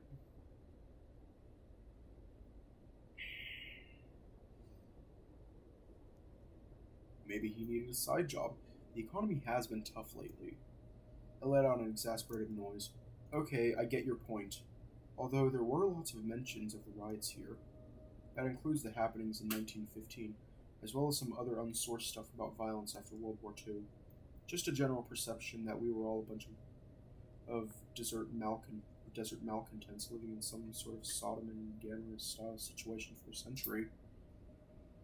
Sounds about right. We even had a famous brothel that served all the miners in the area. A brothel? I look at TJ, who is frowning acknowledgingly. Does he really not know? It's a place where they make broth and other types of soup. I know what a brothel is. Jenna merely smirks and shakes her head. It was called the Smoke Room. Wait, what? I tense up and they seem to notice. Chase, is something wrong? Smoke Room. Yeah? That still exists? I was there last night. You went to a brothel last night? Jenna says this less as a question, more of a deadpan matter of fact. What? No, it was this bar that Flynn went to. It's right north of the reservation. There's no sign for it or anything. And it's like some sort of gay bar? A gay bar? In this county? At least that's what it seemed like it was. I shrug, trying to phrase this as carefully as I can without going too much into details. Everything smelled like cigarettes, and there was this really shady back room that they called the smoke room. That's... Jenna presses her knuckle to her head. She presses her knuckle to her lower lip, seemingly in thought. She glances up toward me after a moment. Interesting. With that look, I regret bringing it up already. Jenna seems to be maintaining this sort of intrigued expression. I begin bracing for any follow-up questions. What sort of music did they play there? Surprisingly, TJ is the first to speak. I don't see any signs of judgment on his face either, just genuine curiosity. It was kind of weird, actually. It was this sort of droning, bassy synth stuff. Really? Yeah, never heard anything like it. It was kind of loud, too. I'm not sure why you're asking. It's TJ's turn to shrug. Just curious. So, you went to a gay bar with Flynn named after an old famous brothel. I exhale, resting my paws on the edge of the table. It's not like that. Like what? Daxton, Carl, and I followed him after he left us in the middle of hanging out last night. But he sort of, I think he was trying to invite me to go along with him in his own sort of way. He left his phone behind with just one text message on it with the address. I think he wanted to see if I was interested enough to snoop through his phone instead of outright inviting me. It's hard to explain. Oh no, I understand completely. That sounds quite like Flynn. Very non-committal, and giving himself something that he can hold against you if need be, to protect himself from any semblance of vulnerability. Jenna rubs the bridge of her small nose, still seemingly frustrated with Flynn's behavior. She reaches down, picking up a paper plate from beside her, and shoving it in a plastic bag. I'm ready to head back to the motel. Chase, are you coming? Oh, sure. TJ begins cleaning up as well, moving to drag the picnic table back into the appropriate yard. I help. I sit cross-legged on the edge of a bed with a notebook in my lap. I sort of half planning out my script and half kicking myself for not doing a lot of this preliminary stuff earlier. I'm also kicking myself for not getting any scans of the photos and documents I found at City Hall. The B-roll I've got doesn't quite cut it. Having actual historical papers with pictures of Echo inhabitants that aren't available online might look good for my portfolio. At least, that's what Jenna said. I kind of doubt they're open on Saturday, so I'd have to talk to Flynn. And Flynn still wants me to assist him with this whole interrogation he has planned. Or at least stay out of the way. For now, I just want to focus on my project. Currently, Jenna is tapping away at her laptop on her side of the room. Although she seems more distracted than she was at the beginning of this trip, TJ has the TV on to some behind-the-album rock music history that he's pretty engrossed in from the looks of it. He lays beside me, his back propped up by pillows. After a few more scribblings for my outro, I toss aside my notebook and slink on over to the other side of the room. Take a few packets of the candy egg oatmeal that we've got about 20 of and empty them into one of the complimentary styrofoam bowls on the table. I know it's for kids, but I always kind of liked this stuff. I'm a sucker for anything that's bland as hell with a tiny bit of sweet add-ins, like oat bran cereal with dehydrated marshmallow bits. I fill the bowl with water about a centimeter higher than the top of the oatmeal. A little bit of the maple cinnamon dust rises up from the mixture. Hopefully this pack isn't too old. I didn't check the expiration date before grabbing it in from my dorm room. I bring the mixture to the microwave and set it for 1 minute. On the TV, some raccoon is talking about how their music videos went viral back in 2006, and how the fame went to his bandmate's head. It's weird to think that 2006 was nearly 10 years ago at this point. Bro, 2006, like now, at the time of playing this, was like 16 years ago, I think? Yeah, I think it was like 16 years ago. I remember watching shows like this with my mom as a kid. And they were always about hair metal bands from the 80s and 90s. Each episode was full of grainy, old-pack film photographs of the alleged happier days of the Focus superstar. It has me thinking about how much stuff like that there is from my childhood. There's nearly a gig of videos on my old laptop ranging from home videos, machinima, class projects I did with my group. Plus all my social media posts are still there. It's not like those days with faded memories on a sepia tinted photo roll picture. They're right there in full 1024 by 768 aspect ratio, a few clicks away. That's why I don't think about Echo with as much nostalgia as someone like TJ, or well, Leo for sure. Speaking of, I checked my phone a little while ago. He hasn't texted me. The microwave beeps and I take the oatmeal out. The directions say to leave it in for 2.5 minutes. That always seemed like overkill. I like it a bit soupy. I'm going to take a shower. Do you guys want anything? I blink. What? TJ stares blankly at us. Do we want anything from the shower? Jenna, after a couple seconds, looks up from her laptop at the links. TJ? He looks as if he's come to some realization and quickly covers his face with his paw. Yeah, forget I said the second part. I shift awkwardly, bowl of oatmeal and paw. I didn't get much sleep last night. Jenna sighs. It's okay, neither did I. I didn't wake you guys when I got in, did I? No, we were already pretty much awake. That man shouting in the parking lot was making me uneasy. I didn't hear any of that. Jenna lowers the top of her laptop some, though not closing it all the way. It started a little before midnight. You hadn't arrived yet. It sounded like he was walking all around the motel. He even screamed at our window. Was he yelling anything specific? No, he was just shouting. Heard a few words here and there, but never like any fully sentences or anything. He just sounded really, really mad. Or sad. TJ pauses, looking at the bowl I'm holding. Scared. I don't know. Part of me kind of wanted to call Leo. I can't help but smile a little at that. Really? Wow. I didn't actually. Leo the Protector. Can't believe after all this time, TJ still sees Leo that way. I called the police. They said they'd send a patrol car, but I never saw one show up. He eventually just left. A little before you showed up, actually. It feels like everyone's on drugs in this town now. Now? Jenna retorts, looking at me with a raised brow. Well, it wasn't always this strange, was it? Even back growing up, I'd still wager that at least a third of the population was on heroin or worse. It comes with the territory. But I will say, I do somewhat agree with you. Echo depopulated by about 100 people since I was born. That in itself is the other 2/3 of the population. Those that remained didn't have the same level of general township community that we once had.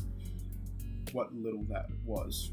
TJ nods, rubbing at his wrists and looking toward the drape-covered window facing the parking lot. I remember when we used to have our own grocery store.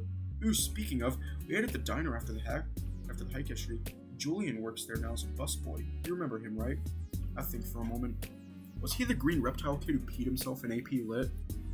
TJ looks a little aghast. What? No! Then I don't know him. That was Cody. Wait, the Cody you dated? Jenna makes a slightly disgusted noise, shaking her head. You're thinking of upstate Cody. I never got to meet him. Yes, well, Jenna lets out a little puff of air, pushing up her laptop screen again and typing something. Neither did I. She stops for a moment, turning to look at me. May I have some of that? My oatmeal? Oh, sure. I enter the still warm styrofoam bowl with a spoon. Damn it, I wanted that. And of course, she's digging out all the sugar dinosaur eggs first. So, right, what was I saying? Oh yeah, Julian was telling us that the diner will probably end up closing down at the end of this year. Maybe next if they're lucky. That's like the last business in town besides the motel. The last legitimate business, you mean? I see Jenna nod before taking another bite of my oatmeal. It's no wonder then that people act weird. Even Leo and Carl and definitely Flynn are different. Did you guys see Janice after what happened on the road? TJ nods uneasily, the lynx beginning to busy himself gathering up a fresh set of clothes. I asked her if she was okay or needed any help, and she said she was fine, great even. But she looked really bad. TJ picked up some red pajama pants that have faded little Christmas ornament symbols stitched in around the bottoms, and pine tree decals on the waist. He also, a bit more discreetly, grabs a pair of bright red underwear and quickly hides them in the folds of the pants. I wonder if he's matching the two intentionally. And I don't mean like ugly, she was kind of grimy and smelled like raw meat. She was definitely on something, TJ. I hope not. TJ turns, shuffling himself into the bathroom. The door shuts. You know. Jenna sits up some. I think it was Clint. Jenna is speaking to me, but her eyes are on her laptop. Huh? The man outside that was screaming. At first I thought he had Jeremy with him, and God, just the thought of that makes me want to get out of this town and not look back. I don't blame you, but Clint? Judging from the popular television growing up, it seems like everyone alive has had a childhood bully. Some with multiple. We had Clint and his little gang of assholes. Jeremy, Micah, hell, even Heather sometimes. The thing is, in a town of 50 people, escaping your bullies is near impossible. They're everywhere. They hate you, they hurt you, and there's nothing you can do about it. Well, until Leo did something about it. I still remember the squelching noise that Clint made as Leo hit him, over and over again outside his own trailer. Leo didn't speak any English, and they were all a couple years older than us. That didn't stop him. I don't know how things would have turned out if he never moved here. The voice, it had a certain cadence to it that reminded me of him. I resigned myself to the notion that Jenna has eaten all my oatmeal at this point. Moving over to the microwave, I grab another styrofoam bowl and a couple more packets. I can already tell there's not going to be enough left to be really satisfying. I'm assuming you haven't gone to see Jeremy and the rest of the family either then. No, and I doubt I will. By the way, how are you doing? I look over my shoulder. She seems to be deciding on a font for whatever she's typing away at. Catching my glance, she meets my gaze for just a moment. And I don't just mean in general. Any sleep issues? And of course, she changes the topic just like that. Sleep issues, as she calls them for my sake. I pour some water on the oatmeal. No paralysis, just sort of strange, really lucid dreams. I think my subconscious wants me to shave off my goatee. This may be the one time you should listen to the voices in your head. I make a growling noise that comes out a lot less intimidating than I had intended. Jenna doesn't look up. What are the dreams like? I let out a long exhale, placing the oatmeal in the microwave. I don't know. I think I'm just tired and it's mixing badly with my current mental state. I've been kind of crawling in my skin since I got here. I saw a face behind someone's shoulders that wasn't really there last night. It wasn't something I thought about much at the time. I was really upset, but the more I dwell on it, I don't know. I shrug, waving dismissively as I take my bowl. When I look at Jenna again, I can see the fur on her neck has lifted a little. It was probably just the angle though. You alright? Jenna looks back at me, and I can tell she's debating whether or not to tell me something. Oh wait. It just made me think about when I was a kid. Hadn't thought about it for years actually. I pause. Do you want to talk about it? I'm worried that I'm about to open up a can of worms. It wasn't traumatizing or anything like that. Well, it was actually, but it wasn't real. Did you see a face? Yeah. It was a reddish color. Flat too. Whoa. Yeah. It had a body as well, but I can't really remember exactly what it was like. Did you dream it? No, not really a dream. At least not in the sense that I was asleep when it happened. I just see it walking around in broad daylight sometimes. What the hell? Are these like real solid memories? Like it really happened? I don't know. It usually happened when I was sad or angry. Like when Dad was having one of his moments. You mentioning that you saw something while you were upset reminded me of it. I just see it walk past a doorway or sit in a closet. Really? What the fuck? This was a long time ago, when I was 5. I don't want you thinking I'm crazy, Chase. I don't. I saw things too as a kid. I mean, more things. Yeah, I think you've told me. I had, and it's something I really don't want to think about right now. I'm pretty sure it's just something my mind made up because I was under a lot of stress. The brain can make up whatever it wants, really. It's part of the reason I went into the field that I did. I want to help figure these things out. Do you see it anymore? At all? She's quiet for a while, then shakes her head. No.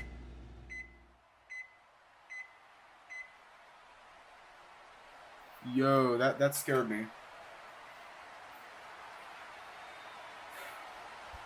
That scared the shit out of me.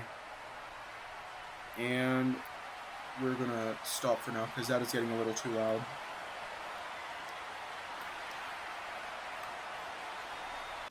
Oh my god.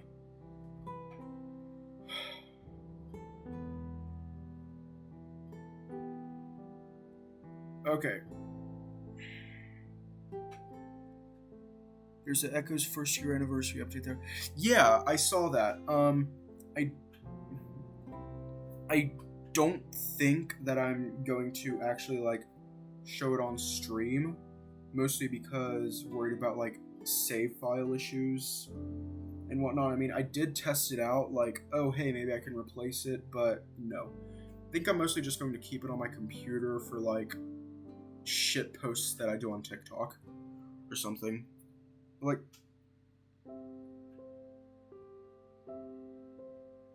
I saw this thing, well, on there, on the game, and it's like burning in my mind. Jenna changed her name. And I'm kind of curious about that, so let's look it up real quick.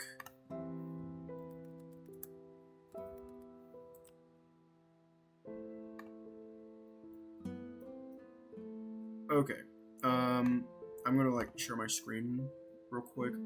Fucking ad.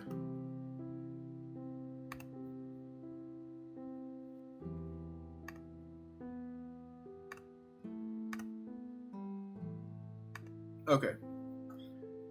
Jenna Begay, born Jasmine Begay, is a main character in the visual novel Echo. Okay, that answers my question. Because I was confused as to who Jasmine was. I thought it was Jenna, but that confirms it.